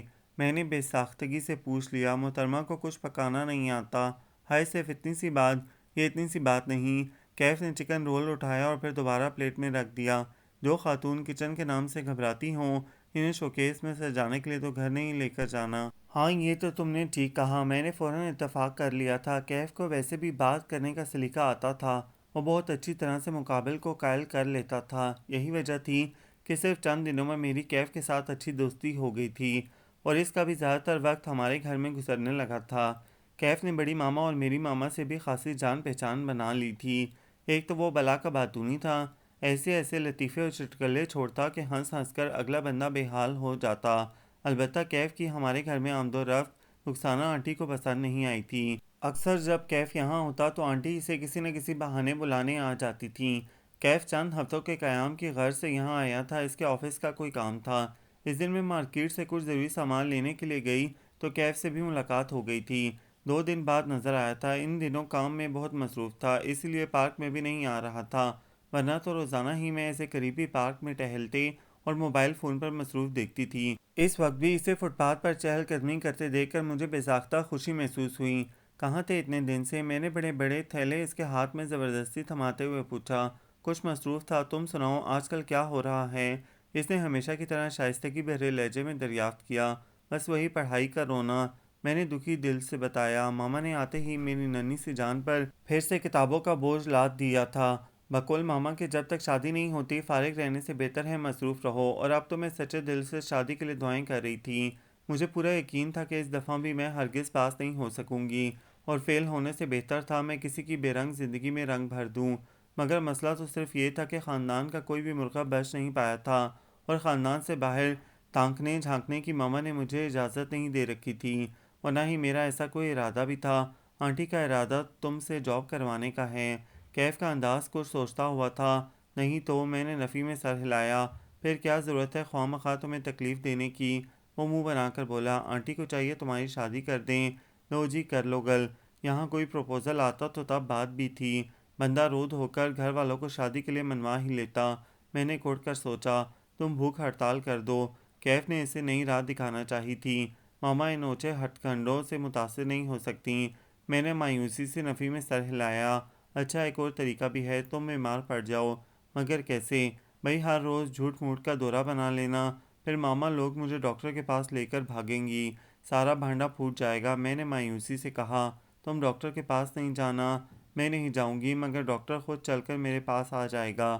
میں بیزاری سے بولی، کچھ اور سوچو۔ کہہ دو میری یادداشت چلی گئی ہے، ابھی میں گاڑی نکال کر لاتا ہوں، معمولی سی چکر کے بعد تم بے ہوش ہو جانا۔ اس نے ایک اور نادر ترین حل پیش کیا جسے سن کر میرا منہ بن گیا تھا، تاکہ میرا دماغی علاج ہونا شروع ہو جائے، اور پھر ماما اور پاپا کو پتہ چل جائے کہ میں نے پریشان کرنے کے لیے ڈرامے کر رہی ہوں۔ ایک اور حل بھی ہے میرے پاس۔ وہ پھر سے سوچ میں گم ہوا۔ جلدی بتاؤ، میں بے صبری سے بولی۔ تم خودکشی کر لو۔ ہائے خودکشی! میں گویا بھدک کر دور ہوئی، یعنی مر جاؤں محض پڑھائی سے بچنے کے لیے؟ میری آنکھوں کے ڈیلے گویا باہر نکلنے لگے۔ نہیں تو، وہ گویا جھنجھلا گیا۔ مرنے کے لیے کون کہہ رہا ہے، صرف خودکشی کی کوشش کرنا، ٹیرس سے چھلانگ مار دینا۔ وہ اطمینان سے بولا، تاکہ میری ساری ہڈیاں ٹوٹ جائیں، میں لنگڑی ہو کر بستر سے لگ جاؤں۔ ایسے خوفناک مشورے نے مجھے پسینہ پسینہ کر دیا تھا۔ بدو، دھیان سے چھلانگ مارنا تاکہ ہڈیاں ٹوٹنے سے بچ جائیں۔ بس اس کا دھیان رکھنا کہ اس منظر کو کوئی دیکھ لے۔ تمہارا دماغ تو ٹھیک ہے؟ میں نے مشکوک انداز میں اسے گھورا۔ تم مجھے دنیا سے بھجوانے کے طریقے کیوں بتا رہے ہو؟ ایک آخری آئیڈیا بھی ہے میرے زرخیز دماغ میں، کیف نے چٹکی بجا کر کہا۔ مجھے تو معاف کرو، میں نے دونوں ہاتھ جوڑے، میں سڑک پار کرنے لگی تھی۔ ارے سن تو لو، وہ میرے پیچھے بھاگا چلا آیا۔ کیا ہے؟ میں ناراضی سے بغیر رکے بولی۔ تو تم شادی کر لو۔ اس نے پھر سے میرا دل جلایا۔ کس سے؟ میں نے بغیر سوچے سمجھے دانت پیس کر بھناتے ہوئے کہا تھا، ایبک سے۔ وہ میرے سامنے کھڑا بڑے اطمینان سے کہہ رہا تھا، یوں کہ میرا اطمینان پل بھر میں ہوا ہو گیا۔ مگر میں نے کچھ بولنا چاہا تھا، مگر کیف نے گویا ہاتھ اٹھا کر میری بات قطع کر دی۔ کوئی اگر مگر نہیں۔ کیا میں اور میری ماما تمہارے ہاتھ مانگنے آ جائیں؟ اب وہ بڑے صاف اور دو ٹوک انداز میں پوچھ رہا تھا، اور میری حیرت کی گویا انتہا ہو چکی تھی۔ مگر ایسا کیسے ہو سکتا ہے؟ میں ہکا بکا رہ گئی۔ بھلا یوں کھڑے کھڑے رشتے طے پاتے ہیں؟ کیوں نہیں ہو سکتا؟ وہ پرجوش سا بولنے لگا، تم ہمارا آئیڈیل ہو ساحی، ہمیں جس لڑکی کی تلاش تھی وہ لڑکی صرف تم ہو سکتی ہو۔ تم میں جو خوبیاں موجود ہیں ہمیں ایسی ہی خوبیوں والی لڑکی کی تلاش تھی۔ میری تلاش یہاں آ کر ختم ہو چکی ہے اور میں تمہیں اپنی بھابھی بنانا چاہتا ہوں۔ ہائے مجھے کھڑے کھڑے ہارٹ اٹیک نہ ہو جائے۔ اپنی اتنی تعریفوں نے تو میرے حواس معطل کر دیے تھے۔ اگر کچھ سنبھل کر کیف کے تاثرات جانچ لیتی تو ضرور ٹھٹک جاتی، مگر کیا ہے کہ مجھے کسی کو جانچنا، پرکھنا یا سمجھنا تو کبھی نہیں آیا۔ میں بے وقوفی کی حد تک سادہ ہوں۔ ان دنوں مجھے اپنی بے وقوفیوں کی خبر نہیں ہو سکی تھی، مگر وقت بہت بڑا استاد ہے۔ جو باتیں ماں باپ اور کتابیں تک سمجھا نہیں سکتی، ان باتوں کو وقت اچھی طرح سے ذہن نشین کروا دیتا ہے، اور وقت کی شاگردی میں رہنا کوئی آسان کام نہیں۔ یہ ان دنوں کی بات ہے جب رخسانہ آنٹی نے اچانک کینیڈا شفٹ ہو جانے کا اعلان کر دیا تھا۔ شوہر اور بیٹی چونکہ پردیس میں تھے سو وہ تنہائیوں سے گھبرا کر کینیڈا چلی گئی تھیں۔ ان کی انیکسی میں ابھی تک کیف رہائش پذیر تھا۔ آنٹی کے چلے جانے کا بڑی ماما اور میری ماما نے خاصا صدمہ لیا تھا۔ عرصہ دراز سے وہ ہمارے پڑوس میں رہ رہی تھیں۔ ان کے چلے جانے کے بعد یوں لگتا تھا گویا برابر والا گھر سناٹوں میں ڈوب گیا ہے۔ آنٹی چلی گئیں تو کیف بھی گدھے کے سر سے سینگ کی طرح چند دنوں کے لیے غائب ہو گیا تھا، اور میں جو اتنے دنوں سے اس کی عادی ہو چکی تھی ایک دم پھکلا کر رہ گئی، اور جس دن وہ واپس آیا تھا میں گویا پھٹ پڑی۔ بغیر بتائے کہاں دفع ہو گئے تھے؟ سانس تو لینے دو، بتاتا ہوں۔ وہ گھاس پر پھسکڑا مار کے بیٹھ گیا تھا۔ جلدی سے بکو، میں غصے سے بولی۔ اسود بھائی اور غانی کے بعد کیف ہی تھا جس سے میں اس قدر بے تکلفی سے پیش آتی تھی، اور دوسرے ماما اور پاپا کیف کی شرافت نجابت کو دیکھ کر مطمئن تھے۔ انہوں نے کبھی مجھے کیف سے ملنے اور گپ شپ سے نہیں روکا تھا، اور ویسے بھی ہم کون سا ہر وقت ملنے کے لیے بےتاب رہتے تھے۔ زیادہ تر پارک میں ہی ملاقات ہوتی تھی۔ وہ پارک میں بچوں کے ساتھ والی بال کھیلتا تھا اور میں ماما کے 1000 مرتبہ مجبور کرنے پر 4-5 راؤنڈ لینے کے لیے نکل آتی تھی۔ جب تک میں راؤنڈ لیتی تھی اتنی دیر تک وہ والی بال کھیلتا رہتا تھا۔ جو ہی میں تھک ہار کر بینچ پر بیٹھ جاتی وہ بال پھینک کر بھاگ آتا تھا۔ یوسما ہے نا میری، وہ اس کا برتھ ڈے تھا۔ وہ پسینہ صاف کرتا ہوا بولا۔ یوسما اس کی وہ تھی، یعنی دوست، منگیتر یا پھر بیوی۔ اس نے کبھی وہ کی وضاحت نہیں کی تھی۔ اس نے بھی کبھی وضاحت طلب نہیں کی تھی۔ دراصل مجھے کوریدنے کی کبھی بھی عادت نہیں رہی تھی، اور نہ ہی میرا کیف کے ساتھ ایسا کوئی ریلیشن تھا جو میں یوسما کے بارے میں کانشیس رہتی۔ وہ مجھے خاصا ہمدرد، مخلص اور سادہ مزاج لگا تھا، اور ان دنوں تو میری ماما کے کہنے پر وہ مجھے اکنامکس اور انگلش بڑی دلجمعی کے ساتھ پڑھا رہا تھا، اور میں وثوق کے ساتھ یہ بات کہہ سکتی تھی کہ کیف سے اچھا کوئی آج تک مجھے پڑھا پایا تھا اور نہ ہی کچھ سمجھا پایا۔ ماما کیف سے بہت خوش تھیں، کیونکہ میرے منتھلی ٹیسٹ دیکھ کر ماما کا دل خوش ہو گیا تھا، اور وہ اس کامیابی کا سارا کریڈٹ کیف کو دے رہی تھیں۔ میری محنت کو وہ کسی کھاتے میں نہیں سمجھتی تھیں تو بتا کر جاتے۔ میں نے ناراضگی جتائی۔ کیوں بھائی، آپ نے مجھے مس کیا تھا؟ وہ صاف مجھے چڑھا رہا تھا۔ کوئی نہیں، تم تو خوش ہوگی، پڑھائی سے جان چھوٹی رہی اتنی دن۔ وہ مسکراتے ہوئے بولا۔ اب ایسی بھی کوئی بات نہیں۔ میں جزبز ہوئی۔ تم آوارہ گردی کر آئے؟ لڑکی احترام سے بلایا کرو، میں تمہارا استاد ہوں۔ وہ خواہ مخواہ استاد بنا۔ تمہاری یوسما ٹھیک ہے؟ میں نے جان کر اس سے چھیڑا۔ ایک دم ٹھیک ہے، فرسٹ کلاس۔ وہ دور سے آئس کریم والے کو آتا دیکھ کر اٹھ گیا تھا۔ اور تم؟ میں تمہارے سامنے ہوں۔ وہ 2 آئس کریم لے آیا تھا۔ بڑے فریش لگ رہے ہو۔ میں نے اپنا فیورٹ فلیور نہ دیکھ کر منہ بنا لیا۔ یہ کیا ہے؟ Ice cream? مگر مجھے مینگو فلیور پسند نہیں۔ میں نے ناک چڑھائی۔ تو نہ کھاؤ، مجھے دے دو، وہ اطمینان سے بولا تھا۔ تم سے ایک بات کرنا تھی ساحی۔ کافی دیر سوچنے کے بعد وہ بہت سنجیدگی سے بولا تھا۔ میں کچھ چونک گئی۔ کیا؟ وہ دراصل میری ماما آنا چاہتی ہیں۔ بالآخر اس نے کہہ ہی دیا تو آ جائیں، اس میں سوچ بچار کرنے والی کیا بات ہے؟ میں اس کی بات کا مفہوم نہیں سمجھی تھی۔ دراصل مجھے بات تو کیا، لہجے سمجھنا اور چہرے پڑھنا بھی نہیں آتا تھا۔ میرا مطلب ہے ایک خاص مقصد کے لیے آئیں گی۔ وہ سر جھکائے گھاس کے تنکے نوچ رہا تھا۔ اس کے قریب ہی خشک گھاس کے تنکوں کی ایک ڈھیری لگ چکی تھی۔ کیسا مقصد؟ اب میں کچھ سمجھ تو چکی تھی، تاہم مزید وضاحت بھی ضروری تھی۔ ایبک کے لیے آئیں گی۔ میں نے تمہاری اتنی تعریفیں کی تھیں کہ وہ تم سے ملنے کے لیے بے چین ہو گئی ہیں۔ اس نے تعریف کا ایک جال میری طرف پھینک دیا تھا، اور میں اس جال میں الجھنے کے قریب پہنچ چکی تھی۔ دراصل اپنی تعریف کسے ناپسند ہوتی ہے، اور میری جن خوبیوں کی میرے گھر والوں کے نزدیک کوئی وقت کی اہمیت نہیں تھی، وہ انہی خوبیوں کو میری نظر میں اور بڑھا کر پیش کرتا تھا۔ دراصل یہ بھی ایک فن ہے، شائستگی اور سلیقے کے ساتھ کسی کو اپنی طرف متوجہ کرنے کا فن۔ یہ ہنر بھی کسی کسی کو آتا ہے۔ تم بہت اچھی کوکنگ کرتی ہو، تم میں سلیقہ ہے، گھر سنبھال سکتی ہو۔ ماما کہتی ہیں ایک لڑکی کو ہر فن میں طاق ہونا چاہیے، اور وہ عورت ہی کیا جو گھرداری کے قرینے سے واقف نہ ہو۔ وہ اپنے مخصوص دھیمے اور پراثر لہجے میں کہہ رہا تھا، اور اس کی باتوں سے اس کے لہجے کی تاثیر سے کوئی بھی عقل و فہم والا بندہ قائل ہو سکتا تھا، جبکہ میں تو پھر ایک احمق اور بدھو سی لڑکی تھی۔ دراصل میرے لیے بیوقوف اور کم عقل جیسے الفاظ ہی مناسب تھے۔ اس وقت میں صفاقانہ حد تک خود کو احمق ترین مخلوق بھی کہہ سکتی ہوں۔ ہاں، اس وقت مجھے یہ الفاظ بہت زہریلے اور اپنا مذاق اڑانے والے محسوس ہوئے تھے، جب ماما نے مجھے جتایا کہ تم احمق اور پاگل ہو صاحی، ہمیں یہ سب تمہارے لیے بہتر نہیں لگ رہا۔ آپ تو چاہتی ہی نہیں میں قدردان لوگوں میں جاؤں جو میرے سلیقے سے متاثر رہیں، جو میری ڈگریوں کے بجائے میرے ہاتھ کے ذائقے کی تعریف کریں۔ پلیز ماما، میں ساری زندگی احساس کمتری کے ساتھ نہیں گزار سکتی۔ مجھ سے یہ طعنہ کبھی نہیں برداشت ہو سکے گا کہ میں کون ذہن تھی یا پھر میرا اکیڈمک ریکارڈ اچھا نہیں تھا۔ میں احساس کمتری کا شکار تھی، اور اسی خوف کے زیر اثر میں نے کیف کے بھائی کے حق میں ووٹ دے کر اپنے لیے ایک بھرے پورے کنبے کا انتخاب کر لیا تھا۔ میرا 3rd ایئر کا رزلٹ آیا اور میں خوش قسمتی سے پاس ہو گئی۔ ابھی میری اس خوشی کو سیلیبریٹ کر رہے تھے کہ ایک نیا واقعہ رونما ہو گیا۔ پوری زندگی میں شاید پہلی مرتبہ میں نے خوشی خوشی کالج جانے کی تیاری کی تھی، اور اس سے پہلے کالج کے لیے ضروری چیزوں کی شاپنگ بھی کی تھی۔ ماما اور بڑی ماما اس کایا پلٹ پر حیران تھیں، اور ڈیڈی پاپا بے انتہا خوش۔ مجھے یوں محسوس ہوتا تھا کہ میرے اندر تبدیلیوں کی اصل وجہ کیف کی ذات تھی۔ وہ میرے لیے ایک مخلص دوست ثابت ہوا تھا، اور اس نے مجھے احساس کمتری کے بھنور سے نکال دیا تھا۔ اس نے میری ذات کی اہمیت کو اپنے جاندار لفظوں کا پیرہن دے کر مجھے پہلے سے بھی زیادہ بااعتماد کر دیا تھا۔ یہ بات بھی مجھے بہت بعد میں پتہ چلی تھی کہ دراصل کیف کا مقصد مجھے بااعتماد کرنا نہیں، بلکہ میرا اعتماد جیتنے کی کوشش کرنا تھا، اور وہ اپنے مقصد میں کامیاب ہو گیا تھا۔ ہاں، تو بات ہو رہی تھی اس دن کی، جب میں کالج جانے سے پہلے جھٹپٹ ناشتہ کر رہی تھی۔ ماما اور بڑی ماما فی الحال اپنے کمروں میں تھیں۔ ڈیڈی اور پاپا نماز کے بعد سو جاتے تھے۔ جب تک وہ فریش ہو کر میز تک آتے تھے، میں ان کی پسند کا ناشتہ تیار کر چکی ہوتی تھی۔ یہی میری روٹین تھی۔ اس وقت بھی میں نے شمعوں کے ساتھ مل کر برتن میز پر سجا دیے تھے۔ جب کیف کی کال نے مجھے اپنی طرف متوجہ کر لیا، میں موبائل اٹھا کر اپنے کمرے میں لے آئی تھی۔ میرا ارادہ تھا کہ ساتھ ساتھ یونیفارم بھی پریس کر لوں گی، کیونکہ میں جانتی تھی کیف لمبی بات کرنے کا ارادہ رکھتا ہے۔ استاد محترم، خیریت تو ہے؟ صبح صبح فون کھڑکا دیا ہے۔ میں نے موبائل کان سے لگا کر استری کا پلگ لگاتے ہوئے کہا، بس ایسے ہی۔ جھوٹ نہ بولو، مجھے قطعاً یقین نہیں آیا۔ سویرے سویرے میں جھوٹ کیوں بولوں گا؟ اتنے بھی تم سچے نہیں ہو دوست، میں نے تنزیہ کہا۔ یہ تو تم نے سچ کہا، 100% ٹھیک کہا۔ اس نے فوراً اتفاق کر لیا تھا، ہم ہمیشہ ٹھیک ہی کہتے ہیں۔ میں خواہ مخواہ اترائی، نہ جانے کیوں وہ ہنس دیا۔ تم بہت سادہ ہو، شکریہ نوازش، میں اسے چڑھانے کی غرض سے بولی تھی۔ شاید وہ میری سادگی پر چوٹ کر رہا تھا۔ بہت نادان بھی ہو۔ ٹھیک فرمایا آپ نے، میں مزے سے بولی، اور تم بہت چالاک ہو۔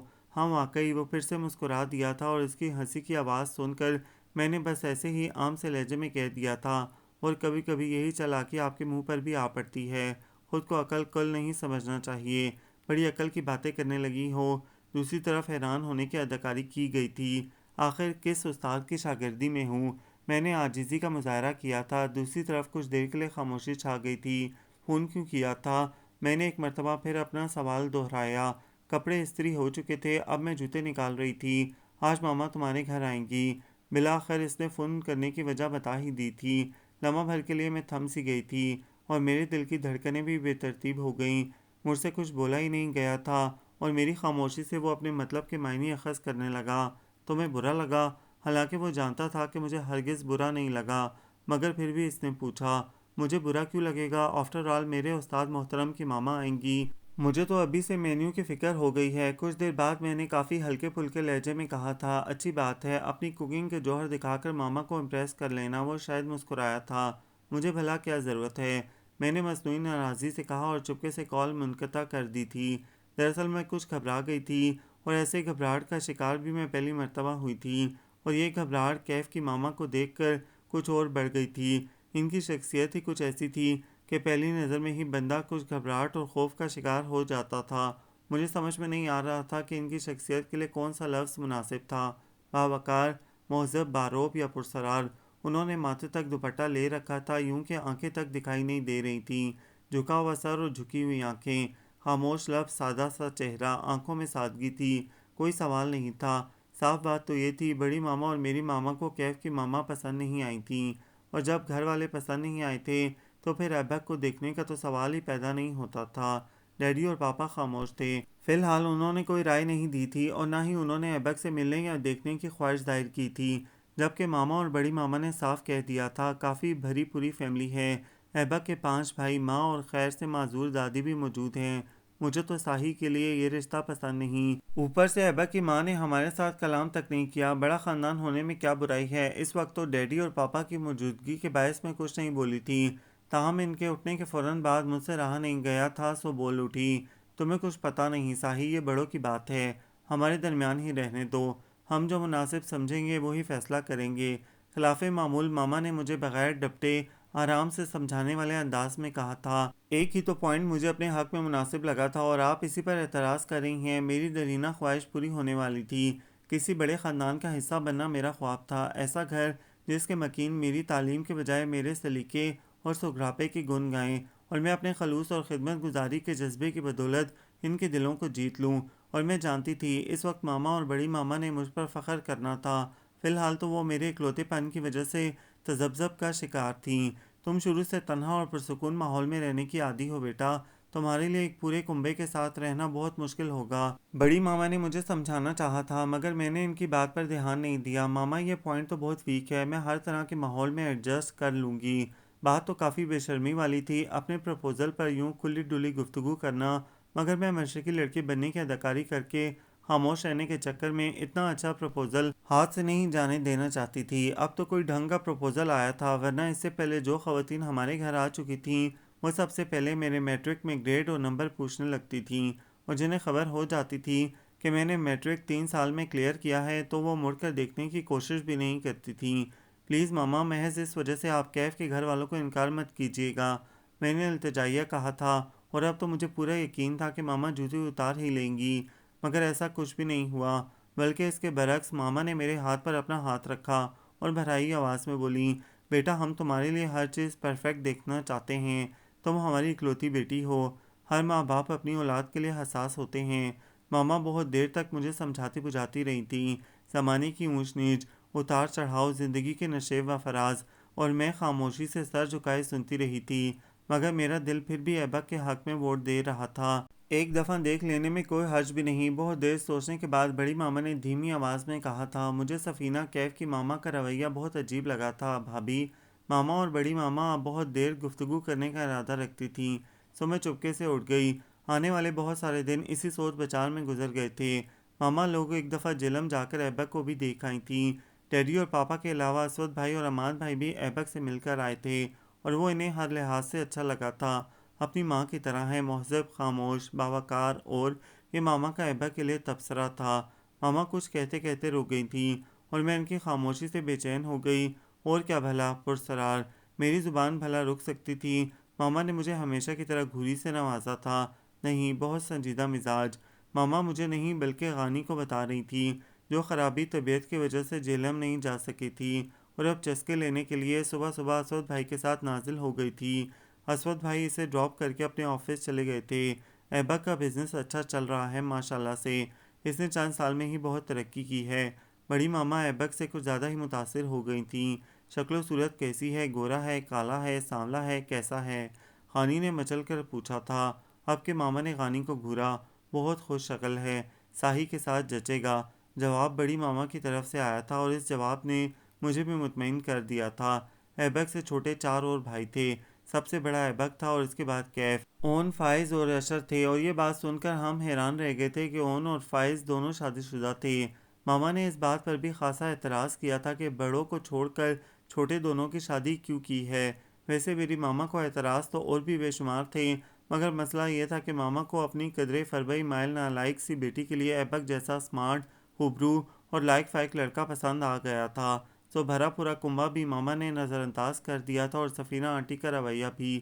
بڑوں کے درمیان تمام معاملات طے پا گئے تھے، اب مجھے بی اے کی بجائے بیاہ ہی کرنا تھا، مگر نہ جانے کیوں سب کچھ حسب منشا ہونے کے باوجود اندر کہیں عجیب سی بے قراری چٹکیاں بھرنے لگی تھیں، اور میں کافی دن تک تو یہی سمجھتی رہی تھی کہ شاید ماما اور پاپا سے دوری کا احساس دل میں چبھن دے رہا ہے، دل کو اداسی کی دبیش چادر میں لپیٹ رہا ہے، مگر یہ احساس پاپا کے گھر سے لے کر ایبک کے گھر تک میرے ساتھ رہا تھا، مگر اس سے بھی پہلے کچھ اضطراب تو میرے اندر خود بخود بھرنے لگا تھا۔ ایک دن کیف چلا آیا تھا، وہ چاہتا تھا کہ میں اس کے ساتھ جا کر اپنی شادی کی شاپنگ کر لوں، اس میں کوئی اعتراض والی بات بھی نہیں تھی، سو ماما نے مجھے اجازت دے دی تھی۔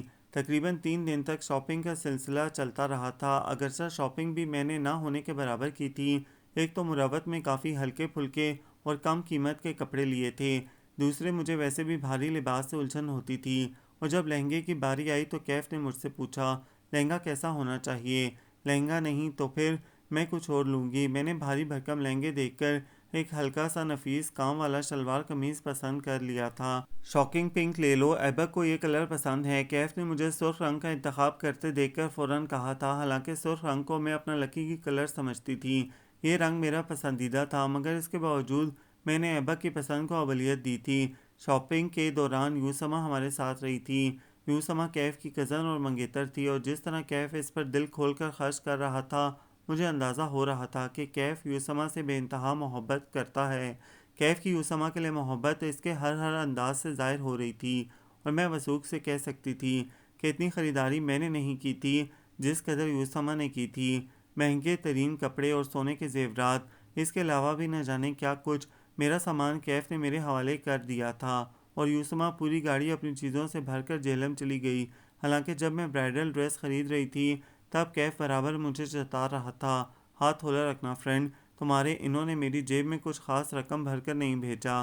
اپنے بھائی سے کہنا وہ شادی کر رہا ہے یا پھر برتھ ڈے سیلیبریٹ کر رہا ہے، میں نے بھنا کر کہا تھا۔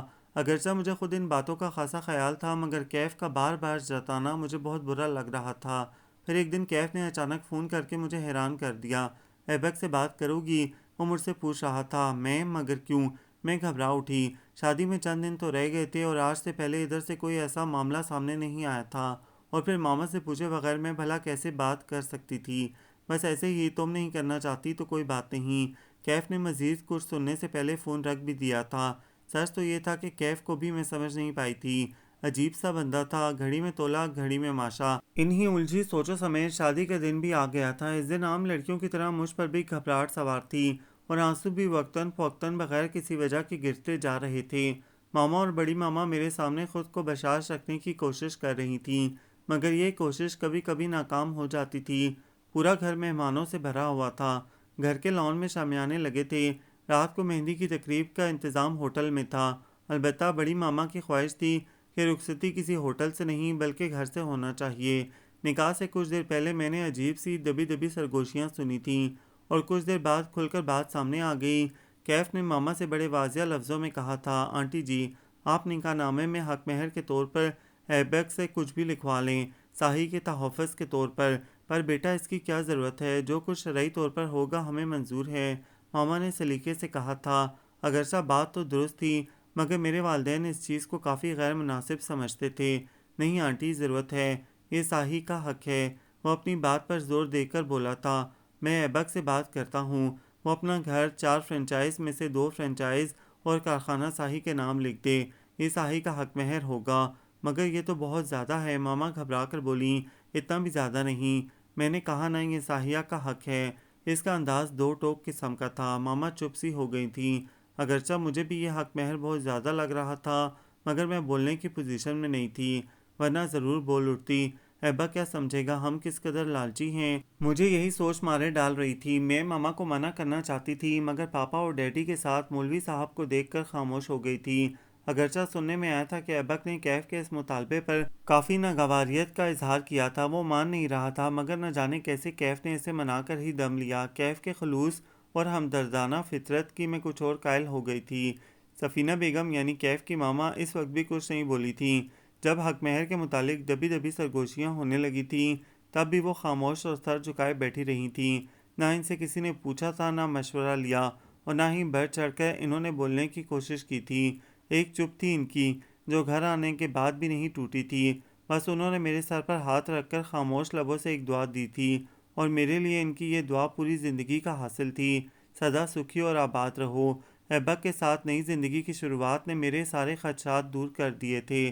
مجھے خوف تھا کہ وہ ضرور حق مہر میں لکھوائی جانے والی لمبی چوڑی جائیداد کے تانے دے گا، جتائے گا، یا کبھی کبھار طنز کی مار مارے گا۔ تاہم ایسا کچھ بھی نہیں ہوا تھا۔ وہ میرے لیے ٹوٹ کر چاہنے والا شوہر ثابت ہوا تھا، اور اس کی محبت پر پہلے روز ہی میرا دل ایمان لے آیا تھا۔ سب سے پرمسرت بات یہ تھی کہ اس نے میرے تعلیمی ریکارڈز کا ریکارڈ ہرگز نہیں لگایا تھا، بلکہ اس معاملے میں بھی اس نے کوئی سوال جواب نہیں کیا تھا۔ عموماً وہ زیادہ تر خاموش رہتا تھا۔ اپنے بھائیوں کے ساتھ بھی اس کی گپ شپ نہ ہونے کے برابر تھی، مگر اس کے باوجود وہ اپنی ماں اور بھائیوں سے بے حد محبت کرتا تھا، اور مجھ سے بھی اس نے صرف اتنا ہی کہا تھا، ساحیہ مجھے امید ہے تم میرے گھر میں ایک اچھا اضافہ ثابت ہوگی۔ پلیز میری ماں اور بھائیوں کی عزت کرنا، ان کا خیال رکھنا۔ اس گھر میں سب سے مظلوم ہستی میری دادی ہیں۔ میں تم پر کوئی بوجھ نہیں ڈال رہا، بس دن میں کبھی کبھار ان کی خبرگیری کر لیا کرنا۔ اور دوسرے نمبر پر میری ماں ہیں، ان کی ذات بھی قابل توجہ ہے، تھوڑا سا وقت انہیں بھی دے دیا کرنا۔ اور بس، میرا تم سے کوئی مطالبہ نہیں، میں ہمیشہ تم سے مخلص رہوں گا اور تم سے محبت کرتا رہوں گا۔ بس ایک وعدہ کرو، کبھی بھی اپنے دل کو کسی اور کے خیال سے آلودہ نہیں کرو گی۔ میں سب کچھ برداشت کرنے کا حوصلہ رکھتا ہوں، مگر بے وفائی ہرگز نہیں۔ تمہیں کیف نے میرے لیے پسند کیا ہے اور مجھے امید ہے کہ تم ہم سب کے حق میں بہتر ثابت ہوگی۔ ہم بھائیوں میں بہت پیار ہے، ہمارے اس پیار کو ہمیشہ قائم رکھنے کی کوشش کرنا۔ میں نے اس بات میں سر ہلا کر اسے سرشار کر دیا تھا۔ میرے لیے ایبک کی ہر بات حکم کا درجہ رکھتی تھی۔ جس طرح ایبک نے مجھے اپنے دل میں جگہ دی تھی، اسی طرح وہ بھی میرے دل کے ہر گوشے میں سما گیا تھا۔ وہ ایسا ہی تو تھا، ہمیشہ چاہے جانے کے لائق، بہت اچھا، بہت نیک، ہر دل عزیز۔ ایسے ہی لوگ ہمیشہ دلوں پر حکومت کرنے کا فن رکھتے ہیں۔ رخسانہ آنٹی اسی لیے تو ایبک کو اپنا داماد بنانا چاہتی تھیں۔ جب ادھر سے دل برداشتہ ہو گئیں تو پھر بیٹی اور شوہر کے پاس چلی گئیں۔ ایبک اور کیف کے علاوہ اعلیٰ تعلیم کسی اور نے حاصل نہیں کی تھی۔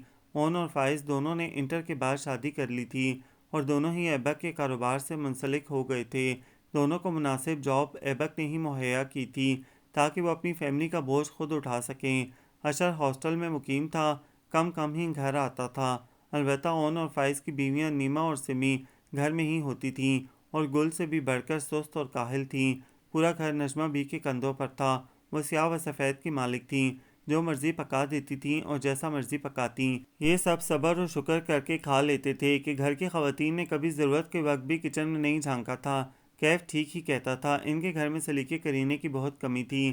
تاہم یہ بات سراسر غلط تھی کہ کچن کیف سنبھالتا ہے۔ شاید اس وقت مذاقاً اس نے کہہ دیا ہوگا، تاہم میں تو صرف نجمہ بی کو ہی ہر ایک پر روب جماتے اور کاموں کا رونا روتے دیکھ رہی تھی۔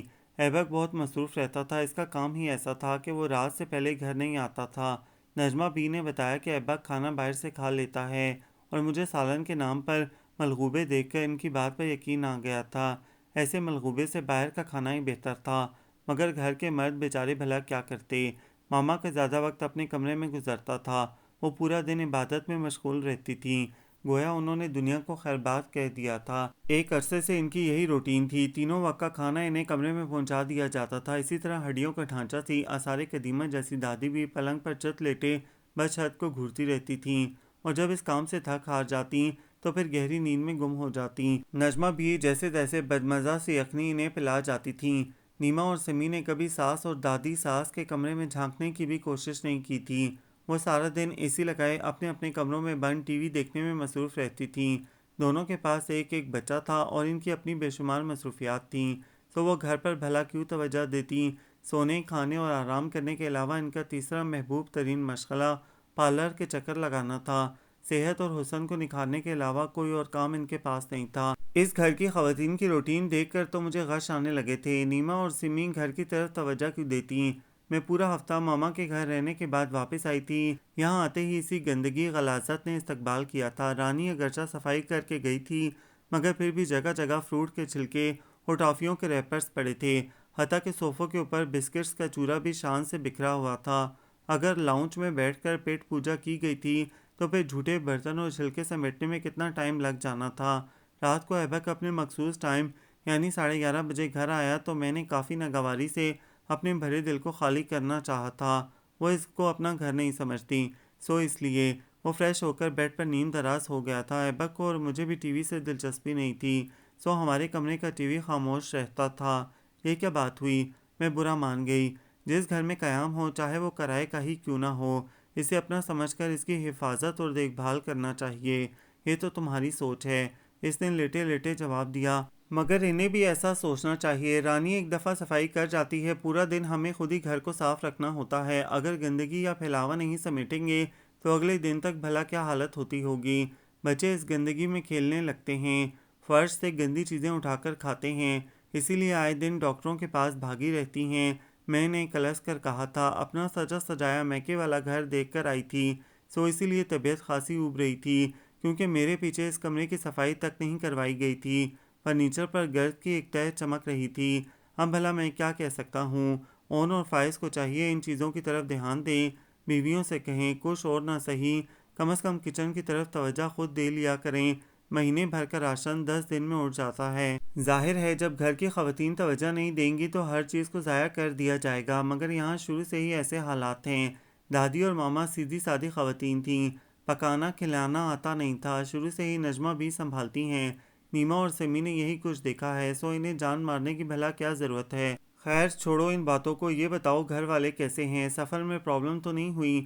ایبک نے بات بدل دی تھی، جس بات کا کوئی نتیجہ نہیں نکلنا تھا اس پر بھلا بحث میں وقت کیوں ضائع کیا جاتا؟ اب وہ میرا حال احوال پوچھ رہا تھا، وہ میرے متعلق چھوٹی سے چھوٹی بات بھی بہت دھیان سے سنتا تھا۔ اگرچہ چھوڑ کر تو مجھے ایبک ہی آیا تھا، تاہم واپس میں ڈرائیور کے ساتھ آئی تھی۔ ایک ہفتہ تک رہنا تو نہیں تھا، مگر چونکہ عماد بھائی فیملی سمیت کراچی سے آ گئے تھے، سو ان کے بچوں کے لیے میں وہاں رک گئی تھی۔ حالانکہ میرا ابھی مزید رہنے کا ارادہ تھا، مگر ایبک نے مجھے ایک دن بھی اوپر نہیں رہنے دیا تھا۔ مسئلہ تو کوئی نہیں تھا، مگر میں نے آپ کو بہت مس کیا۔ میں ہونٹوں میں مسکان دبائے مزے سے بولی۔ اگرچہ میں نے سچائی کو ظاہر کیا تھا، مگر ایبک میرے اس سچ کو ماننے کے لیے تیار نہیں تھا۔ سراسر جھوٹ، اگر مس کرنا ہی تھا تو میرے ساتھ ہی واپس آ جاتی۔ پورے 2 ماہ بعد گئی ہوں جناب، صرف ایک ہفتے کے لیے، اور میرے لیے یہ ہفتہ پورے 2 ماہ کے برابر تھا۔ دن گزرتا تھا نہ رات۔ وہ میری طرف دیکھ کر دلکشی سے مسکرا دیا۔ سراسر جھوٹ، اگر ایسی بات تھی تو آ جاتے نا، میں لاڈ سے بولی۔ بس جی کیا کریں، مجبوری تھی۔ ایبک نے ٹھنڈی آنکھ بھری۔ کیسی مجبوری؟ میں نے آنکھیں دکھائیں۔ میری جان، کاروبار سلطنت کی مجبوریاں کیا کم ہیں؟ ذرا ادھر ادھر ہو جاؤں تو لاکھوں کا نقصان ہو جاتا ہے۔ وہ دونوں ہاتھ سر کے نیچے رکھے بولا تھا، کیوں بھلا؟ فائز اور رون وغیرہ ہوتے تو ہیں، مگر وہ اتنی توجہ نہیں دیتے۔ لاکھوں کا نقصان ان کی نظر میں کچھ نہیں ہوتا۔ اگر میری غیر موجودگی میں کچھ اونچ نیچ ہو جائے تو وہ لوگ سنبھال نہیں سکتے۔ ابھی نہ سمجھ ہیں، آہستہ آہستہ سب سمجھ جائیں گے۔ وہ حد درجہ سنجیدہ تھا اور خاموش ہی رہتا تھا۔ کم بولتا تھا مگر بہت اچھا بولتا۔ زیادہ تر میں ہی اسے بولنے پر اکساتی تھی۔ خود سے کبھی بھی گفتگو کا آغاز نہیں کرتا تھا۔ ہاں، محبت لوٹانے کے معاملے میں وہ کنجوس ہرگز نہیں تھا، اور اظہار کے معاملے میں تو بالکل نہیں۔ اپنے مخصوص لہجے میں دھیما دھیما بولتا، وہ سیدھا دل میں اتر جاتا تھا۔ کیا سوچ رہی ہو؟ وہ میرے بازو پر ہاتھ رکھے بڑی نرم گرم جذبے لوٹاتی نظروں سے دیکھ رہا تھا۔ آپ کے علاوہ کچھ اور سوچ سکتی ہوں؟ میں اس کی محبت لوٹاتی نظر سے نظر چرا گئی تھی۔ ہمیشہ ایسا ہی ہونا چاہیے۔ اس کا گمبھیر لہجہ یوں ہی دل دھڑکا دیتا تھا۔ بھلا کیسے؟ میں نے بوجھل پلکوں کو بمشکل اٹھا کر پوچھا۔ تمہاری سوچوں میں، خیالوں میں، باتوں میں صرف میں ہوں، میرے علاوہ کوئی اور نہیں۔ وہ دھیمی آواز میں بولا تھا۔ میرا دل پکا ایماندار ہے، بے ایمانی نہیں کرتا، اور میں اسے بے ایمانی کرنے بھی نہیں دوں گا۔ وہ میرے کان کے قریب گنگنایا تھا۔ ایبک کی قربت کا خمار اس کی آنکھوں سے ہوتا ہوا میرے دل میں اتر آیا تھا، اور میں اپنے دل کی بے ترتیب دھڑکنوں کی آواز اپنے کانوں سے سن رہی تھی۔ دن کچھ اور آگے سرکے تو گھر کے حالات کو دیکھتے ہوئے میں نے کچن ہی نہیں بلکہ پورے گھر کا انتظام سنبھال لیا تھا، اور میرے اس عمل سے کسی اور کو تو نہیں، البتہ نجمہ بی کو خاصا دھچکا پہنچا تھا۔ انہوں نے دبے دبے لفظوں میں مجھے سمجھانا بھی چاہا تھا۔ ان کی ہر ممکن کوشش تھی کہ میں امور خانہ داری سے دور ہی رہوں، مگر میں نے ان کی کسی کوشش کو کامیاب نہیں ہونے دیا تھا۔ میرے کچن سنبھالتے ہی ہر چیز میں ترتیب اور نفاست نظر آنے لگی تھی، اور خوش رنگ کھانے دیکھ کر تو کیف کے علاوہ اون اور فائز بھی تعریف کیے بنا نہیں رہ سکے تھے۔ اس گھر کے افراد کا ایک مسئلہ تو یہ تھا کہ سب لوگ ایک جگہ بیٹھ کر کھانا نہیں کھاتے تھے۔ رات کو مرد حضرات گھر میں ہوتے تھے، مگر پھر بھی کھانا اپنے اپنے کمروں میں ہی کھایا جاتا تھا۔ اس کے باوجود تقریباً سبھی ہر روز نت نئی ڈشز کو دیکھ کر نہ صرف چونکے تھے، بلکہ فرداً فرداً سبھی نے میرے ہاتھ کے ذائقے کو سراہا بھی تھا۔ ان میں نیما اور سمی بھی شامل تھیں۔ سائی بھابھی، آپ تو بڑا اچھا کھانا بنا لیتی ہیں، کیا باقاعدہ کورس کیا ہے؟ سمی تو کچھ زیادہ ہی متاثر نظر آ رہی تھی۔ نہیں، میں نے اپنی بڑی ماما سے سیکھا ہے، میں بھلا جھوٹ کیوں بولتی؟ آپ میں بہت سلیقہ ہے بھابھی۔ اب کے نیما نے کہا۔ ایک بات تو اچھی تھی کہ یہ دونوں میری تعریف سے نہ جلتی تھیں اور نہ ہی سراہنے میں بخل سے کام لیتی تھیں، اور پھر میں کون سا کسی سے تعریفی سرٹیفکیٹ حاصل کرنے کے لیے کام کرتی تھی؟ یہ میرا گھر تھا، اور ایبک کے حوالے سے اس گھر کا ہر کام میرے لیے اہم تھا، اور ہر فرد اہم ترین۔ کچن کی حالت بہتر کرنے کے بعد میں نے دادی کا کمرہ دیکھا تھا۔ وہ اس گھر کی بزرگ ہستی تھیں، مگر ان کی اہمیت اور حالت کسی ٹوٹے پھوٹے ناکارہ سامان سے بڑھ کر نہیں تھی۔ سب سے پہلے میں نے ان کے لیے آئرن راڈ کا سنگل بیڈ منگوایا، جس کا گدا انتہائی نرم اور آرام دہ تھا۔ اس پرانے قدیم پلنگ کو اٹھا کر اسٹور روم میں رکھوا دیا تھا۔ دادی کے کمرے کے صدیوں پرانے پردے میل کچیل اور دھول مٹی کے باعث اپنی اصل رنگت کھو چکے تھے۔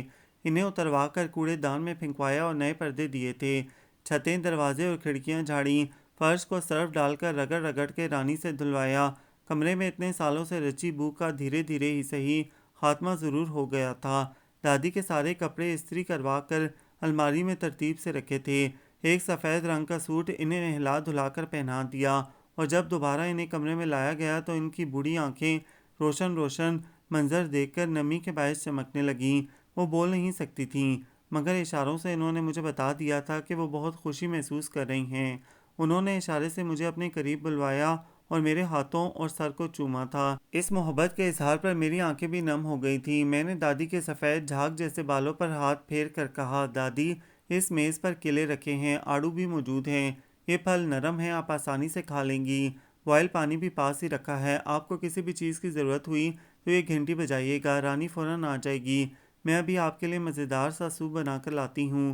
ہاں ہاں ہاں، دادی گویا میری بات سمجھ چکی تھیں، سو اسی لیے اس بات میں سر ہلانے لگیں۔ میں نے ایبک سے کہہ کر ایک نرس کا بندوبست بھی کروا لیا تھا۔ یہ نرس بہت اچھی تھی، بیوہ عورت تھی، دادی کی جی جان سے دیکھ بھال کرنے لگی، انہیں نہلاتی دھلاتی، روزانہ نیا سوٹ پہناتی، احتیاط سے کھانا کھلاتی تھی، وقت پر دوا دیتی۔ دادی کو خوش باش اور بہتر حالت میں دیکھ کر مجھے لگتا تھا گویا میرے ذہن سے بوجھ ہٹ گیا ہے۔ اسی طرح ماما کا کمرہ بھی ابتری کا شکار تھا، مگر پھر میرے ہاتھوں نے اس کمرے کو بھی سنوار کر ہی چھوڑا تھا۔ ماما نے بھی مجھے اپنی منمانی کرنے دی تھی۔ دادی کی طرح انہوں نے بھی خاموشی سے مجھے سراہا ضرور تھا، اور میرے سر پر پہلے دن کی طرح ہاتھ رکھ کر خاموش سی دعا دی، اور پھر تسبیح کی طرف متوجہ ہو گئی تھی۔ گھر کا اندرونی نظام میرے ہاتھ میں کیا آیا، نہ صرف گھر میں سلیقہ نظر آنے لگا بلکہ کچن کے اخراجات بھی نہ ہونے کے برابر ہو گئے تھے۔ راشن ختم ہونے کا نام نہیں لیتا تھا، اور جو پیسے بھی مختلف بلز اور راشن کے لیے ایبک دیتا تھا ان میں بھی کافی بچ جاتے تھے۔ حالانکہ پہلے پہل مہینے میں 2 دفعہ راشن آتا تھا۔ جو ہی میں نے یہ بات نجمہ بی سے کی تو وہ ٹھنڈے لہجے میں بولیں، بیٹو میں بھلا کیا کروں، کیف باؤ راشن اور بل وغیرہ کے پیسے مجھ سے لے جاتے تھے، مگر نہ بل ادا ہوتا تھا اور نہ ہی راشن آتا۔ مجبوراً میں پھر ایبک سے پیسے مانگنے کھڑی ہو جاتی تھی۔ نجمہ بھی سچ ہی تو کہہ رہی تھی، انہیں بھلا اس بڑھاپے میں جھوٹ بولنے کی کیا ضرورت تھی؟ اگر کیف کو پیسے چاہیے ہوں تو ایبک سے مانگے، گھر کے اخراجات میں سے پیسے کیوں لیتا ہے؟ میں الجھ کر رہ گئی۔ انہی کے پیسے ہیں جی، جہاں سے مرضی لیں، ہم تو اس معاملے میں بول نہیں سکتے۔ وہ ہاتھ جھاڑ کر کھڑی ہو گئی تھیں۔ بیٹو میں ذرا آرام کر لوں، اللہ تمہیں سکھ دے، جب سے آئی ہو میری بوڑھی ہڈیوں کی بچت ہو گئی ہے۔ وہ اٹھ کر اپنے کمرے میں چلی گئیں۔ تمام زندگی ان کا اسی گھر میں قیام رہا تھا، آگے پیچھے کوئی تھا نہیں، سو ایبک کے ابا قیوم انہیں اپنے گھر لے آئے تھے، یہ ان کی خاندانی ملازمت تھیں۔ میں اٹھ کر کچن میں آ گئی، رات کے کھانے کی تیاری کرنا تھی، مگر ماما کی فون کال نے اپنی طرف متوجہ کر لیا تھا۔ فون بند کر کے ابھی کچن میں قدم رکھا ہی تھا جب کیف آندھی طوفان کی طرح چلا آیا۔ نجمہ بھی کہاں ہے؟ مجھے دیکھ کر وہ ٹھٹک گیا تھا۔ وہ آرام کر رہی ہیں۔ میں چکن کا پیکٹ کھول کر گوشت کا حساب لگا رہی تھی کہ ایک پیکٹ سے رات کے لیے سالن بن سکے گا، اور تم کیا کرنے لگی ہو؟ کھانے کی تیاری۔ میں نے ایک اور پیکٹ فریزر میں سے نکالتے ہوئے بتایا، یہ کام نجمہ بی کے سپرد ہی رہنے دینا تھا۔ کیوں، میں نہیں کر سکتی کیا؟ میں نے چونک کر پوچھا۔ بہت اچھا کرتی ہو، مگر خیر چھوڑو، یہ بتاؤ تم نے اور ایبک نے ہنی مون کے لیے نہیں جانا؟ وہ کچھ کہتے کہتے بات پلٹ گیا تھا۔ نہیں بھلا، ہنی مون کے لیے جانا ضروری ہے؟ بہت ضروری ہے، تم لوگوں کو کہیں گھومنے پھرنے ضرور جانا چاہیے۔ وہ اسٹول کھینچ کر بیٹھ گیا تھا، یعنی اس کا ابھی مزید گفتگو کرنے کا ارادہ تھا۔ تمہیں ایبک سے بات کرنا چاہیے تھی، وہ مجھے اکسا رہا تھا۔ دیکھوں گی، ایبک فارغ ہوں گے تبھی تو کہیں جائیں گے نا۔ میں نے ٹوکری میں سے پیاز نکال کر چھیلنا شروع کر دی تھی۔ اس کے فارغ ہونے کا انتظار کرو گی تو پھر یوں ہی بیٹھی رہ جاؤ گی۔ وہ نہیں فارغ ہونے والا، یہ کاروبار، یہ روپیہ پیسہ اس سے جان سے زیادہ پیارا ہے۔ ادھر ادھر ہونے کے بارے میں وہ سوچ بھی نہیں سکتا۔ اب یہ تمہاری محبت پر منحصر ہے کہ تم اپنی بات اس سے منوا سکتی ہو یا نہیں۔ وہ بڑے عجیب سے لہجے میں کہہ رہا تھا۔ اگر تو تمہاری محبت کا پلڑا بھاری ہوا پھر تو سمجھو تم کامیاب ہو گئیں۔ مجھے ایبک کی محبت پر شک نہیں ہے، اگر وہ فارغ ہوئے تو ضرور میری بات مان لیں گے، مگر مجھے ان کی ذمہ داریوں کا احساس ہے، سو اس لیے میں اپنی وجہ سے ایبک کو پریشان نہیں کر سکتی۔ میرا انداز دو ٹوک قسم کا خاصا اور روکھا تھا۔ تب ہی تو کیف کا لہجہ بھی بدل گیا اور گفتگو کا انداز بھی۔ اتنی مشقت کا اظہار کرنے کی بھی ضرورت نہیں، وہ ویسے ہی تمہارے دام میں پھنس چکا ہے۔ کیف میں اس کے الفاظ سن کر دنگ رہ گئی تھی۔ تم کس قسم کی لینگویج یوز کر رہی ہو؟ میں نے کچھ غلط کہا؟ وہ فوراً معصوم بن گیا تھا۔ میرے بھائی کو محبت کے دام میں الجھا تو لیا ہے، ویسے میں چاہتا بھی یہی تھا۔ کیف ذرا سوچ سمجھ کر بات کرو، میں اس وقت تمہاری بڑی بھابھی ہوں، میرا اور تمہارا رشتہ بدل چکا ہے۔ میں نے بمشکل اپنا غصہ ضبط کیا تھا۔ ہماری دوستی کا رشتہ تو ابھی تک قائم دائم ہے، دوست ہونے کے ناطے تم میرا ساتھ دو گی نا؟ وہ اتنے کھدرے لہجے میں بولا تھا کہ میرا دل کام کر رہ گیا۔ کون سی دوستی؟ وہی جو میرے تمہارے درمیان تھی۔ وہ چبا چبا کر بولا، تم آخر چاہتے کیا ہو؟ میں اس کے بدلتے انداز دیکھ کر ٹھٹک گئی تھی۔ وہ مذاق کے رنگ میں بات نہیں کر رہا تھا، اس کا لہجہ گہرا طنزیہ کاٹدار قسم کا تھا۔ میری ریڑھ کی ہڈی سنسنا اٹھی۔ اب کیا ہے نا دانش مندانہ سوال، میں بھلا کیا چاہتا ہوں؟ وہ دھیرے سے مسکرایا تھا اور پھر بولنے لگا، اور میرا رنگ لمحہ بلمحہ فک ہوتا جا رہا تھا۔ نیما اور سمی بھی ان دنوں اپنے حجرے سے باہر نکل آئی تھیں، اور حیرت انگیز بات یہ تھی کہ دونوں نے گھریلو امور میں دلچسپی لینا شروع کر دی تھی۔ اگر میں کپڑے دھونے کے لیے مشین لگاتی تو سمی یا نیما فوراً ساتھ دینے کے لیے آ جاتی تھیں۔ اسی طرح اگر میں سالن پکا رہی ہوتی تو نیما برتن دھونے کھڑی ہو جاتی، آٹا گوندھ دیتی، حتیٰ کہ روٹی بھی پکا دیتی۔ نجمہ بھی کی گویا چھٹی ہو گئی تھی، اب وہ صرف سودا سرف لا کر دیتی تھیں۔ دوسری طرف سمی کپڑے استری کرتی، مردوں کے الگ رکھتی، خواتین کے الگ رکھے جاتے۔ ان دونوں کی شخصیت میں در آنے والی تبدیلیوں نے فائز اور اون کو بھی چونکا دیا تھا، اور وہ ان دونوں کے سدھر جانے کا تمام تر کریڈٹ مجھے دیتے تھے۔ ادھر کیف کے گمان میں بھی نہیں تھا کہ سب گھر والے اس طرح سے میرے گرویدہ ہو جائیں گے۔ ماما اور دادی کچھ کہتی تو نہیں تھیں، مگر ان کی آنکھوں میں موجود شکر گزاری کے رنگ میری نظروں سے اوجھل نہیں تھے۔ نیما اور سمی فیشن سے لے کر اسکن کی کیئر تک ہر مشورہ مجھ سے لینے کے لیے بھاگی بھاگی چلی آتی تھیں۔ ان کے خیال میں میرے پاس معلومات کا بہت بڑا خزینہ موجود ہے، اور میں بڑے شہر سے آئی تھی، سو مجھے ہر فیشن کے بارے میں علم تھا۔ یہ تو نیما اور سمی کی سادگی تھی، حالانکہ مجھے بدلتے فیشن کا کچھ پتہ نہیں تھا، مگر میں غانی سے مفید مشورے لے کر انہیں معلومات فراہم کرتی رہتی تھی، جس کی وجہ سے وہ دونوں میرے اور بھی قریب آ گئی تھیں۔ ان کا زیادہ وقت اب میرے ساتھ گزرتا تھا، مل جل کر جھٹ پٹ کام بھی ہو جاتے تھے، گھر بھی صاف ستھرا ہو جاتا تھا، اور پھر کافی دیر گپ شپ بھی چلتی رہتی۔ وہ دونوں صرف سونے کے لیے اپنے کمرے میں جاتی تھیں، زیادہ تر لاؤنج ہی میں بیٹھی رہتی۔ اس دن بھی سمی اپنی بچی کا مجھ سے پوچھ کر فراک سی رہی تھی اور ساتھ ساتھ باتیں بھی کر رہی تھی۔ ایک دم میں نے میگزین ہاتھ سے رکھ کر کچھ سوچتے ہوئے سمی سے پوچھا، بہت دن ہوئے کیف گھر نہیں آیا؟ وہ گھر کہاں آتا ہے؟ زیادہ تر شہر سے باہر ہی رہتا ہے، وہ احتیاط سے سوئی میں دھاگہ ڈالتے ہوئے بولی۔ مگر کیوں؟ میں حیران ہوئی، جب سے میں آئی تھی کیف کا یہی معمول دیکھ رہی تھی، تاہم میں نے ایبک سے بھی نہیں پوچھا تھا کہ کیف کہاں جاتا ہے۔ پتہ نہیں، صاف لگ رہا تھا وہ ٹالنے کی کوشش میں ہے۔ کیوں پتہ نہیں؟ یہ کہو مجھے بتانا نہیں چاہتی؟ میں نے جذباتی بلیک میلنگ کا سہارا لیا تھا، اور میری ناراضی کے خیال سے وہ فوراً بول اٹھی، نہیں بھابھی ایسی بات نہیں۔ وہ کچھ گھبرا گئی تھی۔ دراصل پہلے ایبک بھائی اور کیف کی کبھی بنی نہیں تھی۔ کیف ہر وقت ایبک بھائی سے جھگڑتا رہتا تھا، اور یہ جھگڑا شدت اختیار کر جاتا تھا، بات ہاتھا پائی تک پہنچ جاتی تھی۔ ایک دفعہ کیف نے غصے میں ایبک بھائی کا سر پھاڑ دیا تھا، ایک دفعہ گولی بھی چلا دی تھی، مگر یہ کافی سال پرانی بات ہے۔ اب تو اس نے ایبک بھائی سے صلح کر لی ہے، پہلے سے کافی بدل گیا ہے، ورنہ تو ہر وقت خون سوار رہتا تھا اس کے سر پر۔ پھر جب اس نے بتایا کہ وہ ایبک بھائی کے لیے لڑکی پسند کر چکا ہے تو ہم سب حیران رہ گئے، اور زیادہ حیرانی اس وقت ہوئی تھی جب ایبک بھائی نے اس کی پسند کی لڑکی سے شادی بھی کر لی۔ ان دنوں ہم لوگ ایبک بھائی کے لیے لڑکیاں دیکھ رہے تھے۔ ان کا خیال تھا ایبک بھائی کے ساتھ گل مناسب رہے گی، مگر کیف کو گل پسند نہیں تھی، اور یہ ہماری اور ایبک بھائی کی خوش نصیبی تھی کہ آپ ہمیں مل گئیں۔ دراصل پہلے پہل ہمارے ذہن میں تھا کہ آپ بہت مغرور اور نک چڑھی ہوں گی، اسی لیے میں اور نیما آپ سے ذرا دور دور ہی تھیں، مگر آپ تو ہماری سوچوں کے بالکل برعکس نکلی ہیں۔ وہ سادگی بھرے لہجے میں بتاتی چلی گئی تھی۔ کیف کا جھگڑا ایبک کے ساتھ کس بات پر تھا؟ میں نے سوچوں کے بھنور سے نکل کر پوچھا۔ یہ تو مجھے نہیں پتا، میرے آنے سے پہلے کی بات ہے، نیما کو پتا ہوگا۔ میں نے سمی سے پوچھا۔ نہیں، میرے خیال میں نجمہ بھی جانتی ہیں۔ اب تو ان کے درمیان کوئی لڑائی نہیں، میں اپنی تسلی کے لیے پوچھ رہی تھی۔ نہیں، بالکل بھی نہیں، ایبک بھائی تو مزاجن بھی اور دل کے بھی بہت اچھے ہیں۔ کیف جذباتی اور غصہ ور ہے، تاہم ایبک بھائی نے بھی کبھی بات نہیں بڑھنے دی۔ وہ فراک سی چکی تھی، اب سامان سمیٹ رہی تھی، اور میں گہری سوچوں میں ڈوب ابھر رہی تھی۔ دراصل میرا ذہن بری طرح سے الجھ چکا تھا۔ آخر کیف نے مجھے کس مقصد کے لیے استعمال کیا ہے؟ مجھے ایبک کے لیے پسند کرنا، حق مہر میں اتنی بھاری جائیداد لکھوانا، میرا ذہن ایک نقطے پر آ کر ٹھہر چکا تھا۔ بہرحال جو بھی ہے، کیف قیوم اپنے گھر والوں سے لے کر ایبک تک سب کو دھوکہ دے سکتا ہے، مگر مجھے نہیں۔ میں یعنی ساحیہ مراد اس کے جال میں کبھی نہیں پھنس سکتی، اور میرا یہ خود سے عہد تھا کہ ساری پلاننگ کی وجہ آخر جان کر ہی رہوں گی۔ میں نے دل ہی دل میں سوچا تھا اور پھر مطمئن ہو گئی۔ یہ اس دن کی بات ہے جب ایبک کام کے سلسلے میں شہر سے باہر گیا تھا اور ٹھیک اسی شب کیف چلا آیا۔ اس کے انداز آج کافی بدلے بدلے لگ رہے تھے، یوں لگتا تھا وہ کوئی فیصلہ کر کے آیا ہے۔ میں اس وقت کچن میں تھی اور وہ میرے پیچھے کچن میں چلا آیا۔ مجھے تم سے ضروری بات کرنا ہے۔ اس کا انداز پھاڑ کھانے والا تھا۔ میری چھٹی حس نے فوراً مجھے چونکا دیا۔ کون سی بات؟ میرے ساتھ آؤ۔ اس کے دھونس بھرے انداز نے مجھے بے حد غصہ دلایا تھا، مگر میں پھر بھی ضبط کر گئی۔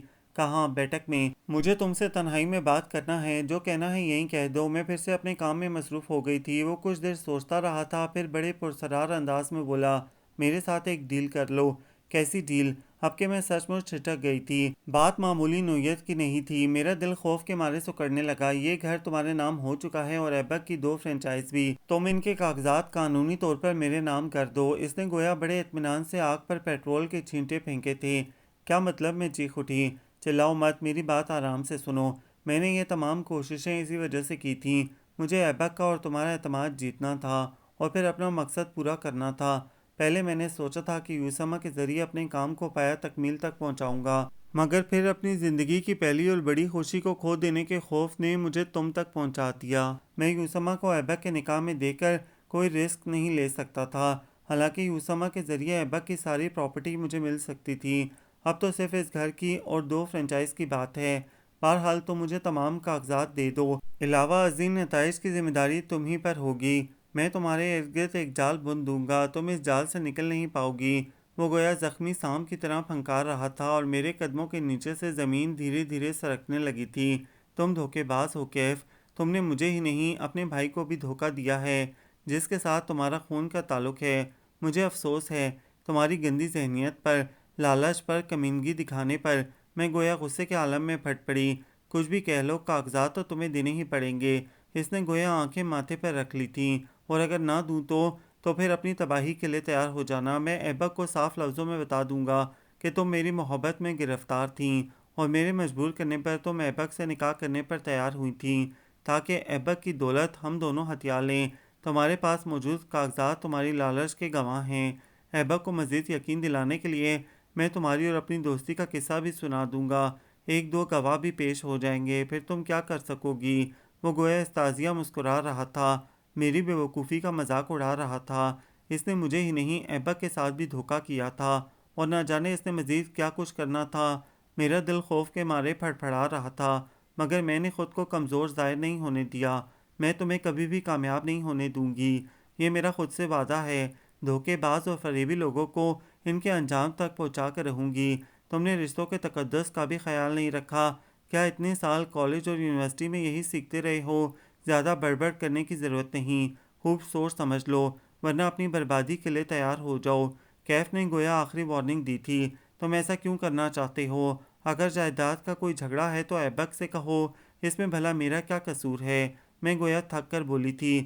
اگر وہ آرام سے مان جاتا تو پھر مجھے اتنی بڑی پلاننگ کی بھلا کیا ضرورت تھی؟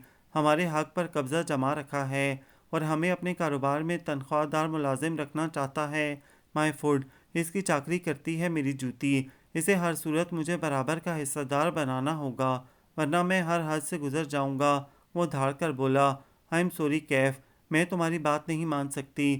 مجھے اپنے شوہر کا اعتبار اور مان عزیز ہے۔ میں اس کے اعتماد کا خون نہیں کر سکتی۔ میرے 2 ٹوک فیصلہ کن انداز نے اسے بھڑکا کر رکھ دیا تھا۔ وہ مجھے دھمکیاں دے رہا تھا، میں تمہیں ایبک کی زندگی سے نکال پھینکوں گا۔ وہ غصے کے مارے کف اڑا رہا تھا، اور پھر اس نے اپنا کہا سچ کر دکھایا۔ وہ مجھے ایبک کی زندگی سے باہر نکال چکا تھا۔ یہ اسی مان، اعتبار اور اعتماد کو بچانے کا نتیجہ تھا جو میں اپنی ماں کے گھر واپس آ چکی تھی۔ ایبک نے کچھ زیادہ تو نہیں کہا تھا، مگر اس کے چند الفاظ نے میرے جسم سے گویا جان تک نکال لی تھی۔ مجھے دکھ ہوا ہے ساحیہ، میرا دل اس وقت صدمے کے زیر اثر ہے۔ میں تمہارے ساتھ سختی سے پیش نہیں آنا چاہتا۔ تم ابھی چلی جاؤ، ڈرائیور باہر منتظر ہے۔ اگر میں اس صدمے اور دکھ کی کیفیت سے سمجھوتہ کر کے سنبھل گیا تو تمہیں لینے آ جاؤں گا، ورنہ ہمارے راستے جدا ہیں۔ تم وہ کاغذات بھی ساتھ لے جانا، میں تحفہ دے کر واپس لینے والوں میں سے نہیں ہوں۔ دھیما لہجہ، جھکی آنکھیں اور ضبط کی سرخیوں سے سجا چہرہ۔ اس نے نہ وضاحت طلب کی تھی اور نہ ہی مجھے خود سے دور کرنے کی وجہ بتائی، مگر میں جان تو چکی تھی کہ کیف کی خود غرضی اور کمینگی رنگ لے آئی ہے۔ میں نے اسی شب سامان باندھا تھا اور خالی دل لیے ایبک کے گھر سے نکل آئی، اپنے پیچھے دادی، ماما اور نیما سمی کو منتظر اور روتا چھوڑ کر۔ مگر پورے 1.5 ہفتے بعد بھلا کیا ہوا؟ آپ، میں نے پردے برابر کر کے پیچھے مڑ کر دیکھا تو گویا پتھر ہو گئی تھی۔ ایبک عین میرے پیچھے کھڑا تھا۔ وہ کب دبے پاؤں کمرے میں داخل ہوا تھا مجھے قطعاً خبر نہیں ہو سکی۔ اپنی تلخ اور زہریلی سوچوں میں گم، کھڑکی کے سامنے کھڑے کھڑے میری ٹانگیں گویا شل ہو کر رہ گئی تھیں۔ ہاں میں، کیا تمہیں امید نہیں تھی کہ میں واپس آؤں گا؟ وہ ہی مخصوص نرم اور دھیما لہجہ۔ میرے دل کی دھڑکنیں اول روز کی طرح بے ترتیب ہو گئی تھیں۔ جس طرح مجھے گھر سے نکالا تھا، بھلا کوئی امید باقی رہ گئی تھی کیا؟ نہ جانے کہاں سے ڈھیروں آنسو میری آنکھوں میں خود بخود اتر آئے تھے۔ وہ وقت اور لمحے کچھ ایسے تھے، ابھی تک اپنے ان الفاظ پر پچھتا رہا ہوں، مگر میں بھی بھلا کیا کرتا۔ کیف نے کہانی کچھ اس طرح سے سنائی تھی کہ اس کے حرف حرف پر اعتبار آ گیا۔ تم سے کچھ پوچھا ہی نہیں، یہی میری سب سے بڑی نادانی تھی، جس پر ابھی تک پشیمان ہوں۔ جو کچھ وہ بتا رہا تھا، میری طرح کوئی بھی آدمی ان باتوں کے جال میں پھنس سکتا تھا۔ وہ سر جھکائے دھیمی آواز میں کہہ رہا تھا، آپ نے میرے ساتھ اچھا نہیں کیا۔ میں ابھی لفظوں کو ترتیب دے رہی تھی جب ایبک نے ہاتھ اٹھا کر مجھے روک دیا۔ پلیز ساحی، پہلے میری بات سن لو، پھر جو کچھ کہو گی میں سنتا رہوں گا، جو سزا سناؤ گی مجھے منظور ہوگی۔ وہ بہت دیر تک سوچتا رہا تھا، گویا کہہ دینے یا نہ کہنے کے درمیان الجھ رہا تھا۔ پھر جب بولا تو آواز میں ہمیشہ والا ٹھہراؤ تھا۔ بات کہاں سے شروع کروں؟ بہت پہلے سے، جب میں چودھری قیوم کے آنگن میں کھیلنے والا پہلا بچہ تھا۔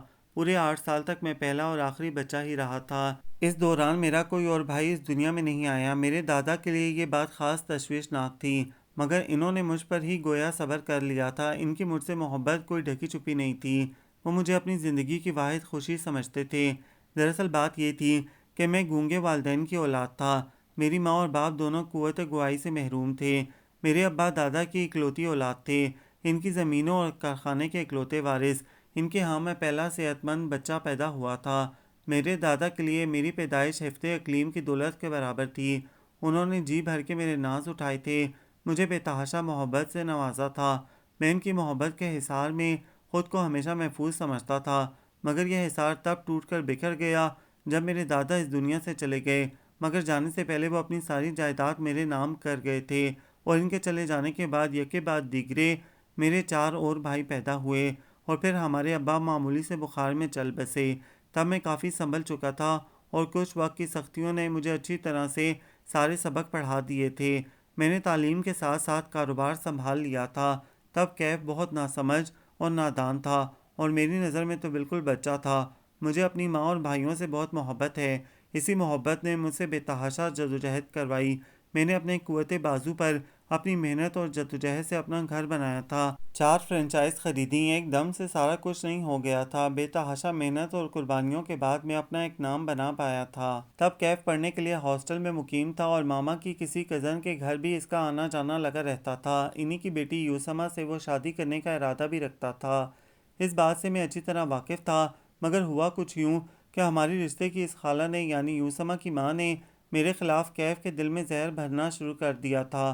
وہ چاہتی تھیں کہ کیف اپنے حصے کی جائیداد لے کر ان کے پاس آ جائے، اور جب میں نے ایمانداری کے ساتھ قانونی طور پر اپنے 4 بھائیوں کو دادا کی جائیداد کا حصہ دار بنایا تو ہم سب کے حصے میں تھوڑی تھوڑی سی پراپرٹی آئی۔ یہی بات ہماری خالہ کو بھڑکا گئی تھی۔ ان کی نظر میرے کاروبار پر تھی، اور وہ چاہتی تھیں کہ میں اپنے بزنس میں سے بھی کیف کو حصہ دوں۔ ظاہر ہے میں نے انکار کر دیا تھا۔ بعد میں کیف مجھ سے بدگمان ہو گیا، میرے ساتھ جھگڑتا رہا، بات خون خرابے تک آ گئی تھی۔ میں کیف کو حصہ دار بنا بھی لیتا اگر بیچ میں خالہ اور ان کی بیٹی نہ ہوتی۔ یہ مسئلہ زید اور انا کا بن گیا تھا۔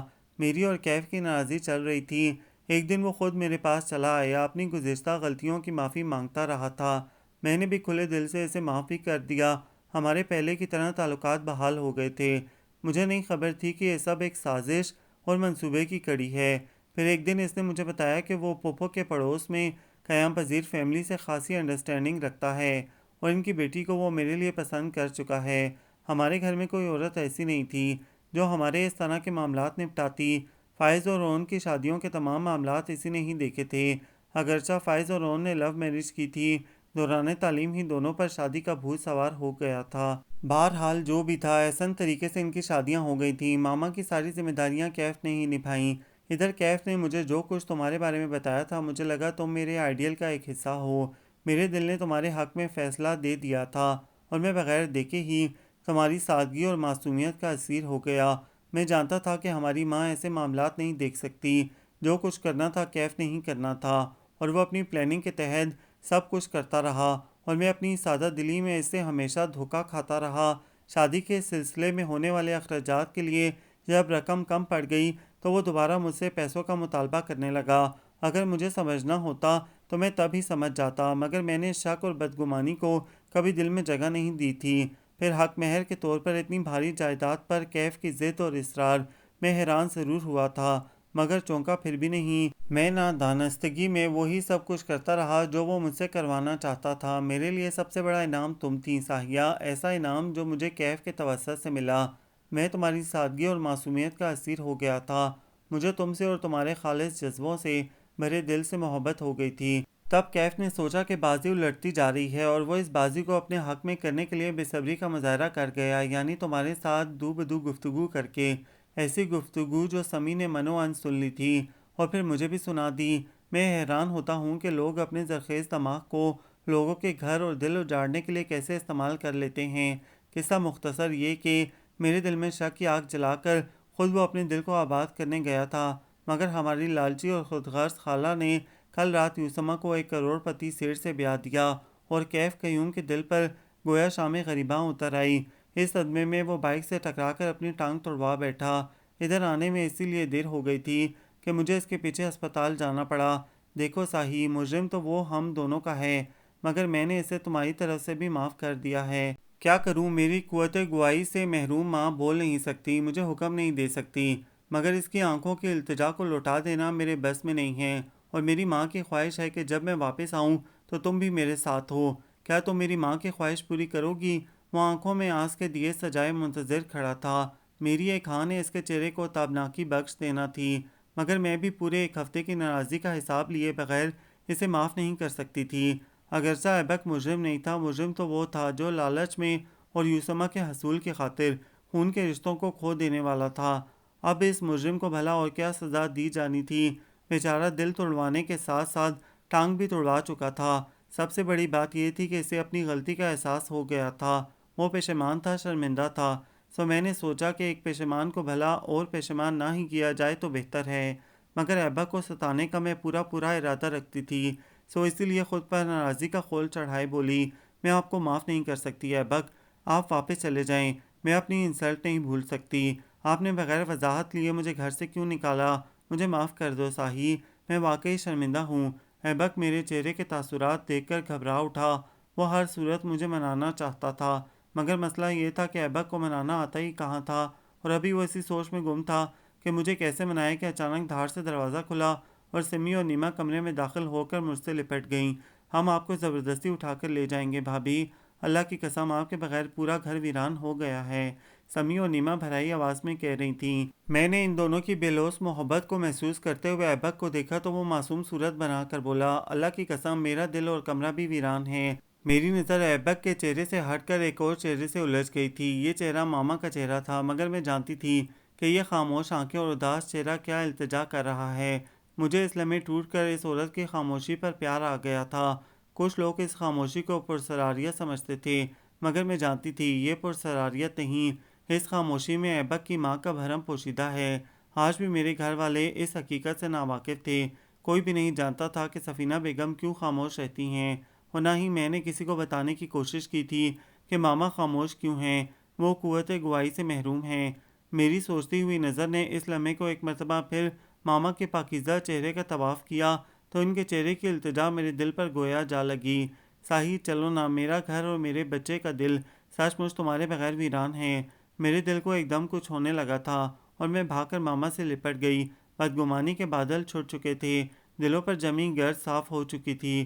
میں نے اپنے گھر والوں اور ایبک کے گھر والوں کے چہرے پر چمکتی خوشی کو دل سے محسوس کیا تھا اور گویا کھل کر مسکرا دی۔ کالے ادے سرمئی سیاہ بادلوں کے پیچھے کا منظر خود بخود صاف ہو گیا تھا۔ اب ستاروں سے بھرا آسمان میرے سامنے تھا اور میں نے کہکشاؤں کی بارات کو اپنے گھر میں اترتے دیکھا اور مسکرانے لگی۔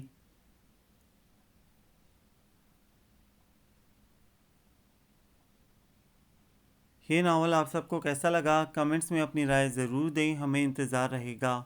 ہمارے چینل کو لائک کریں، شیئر کریں، سبسکرائب کریں۔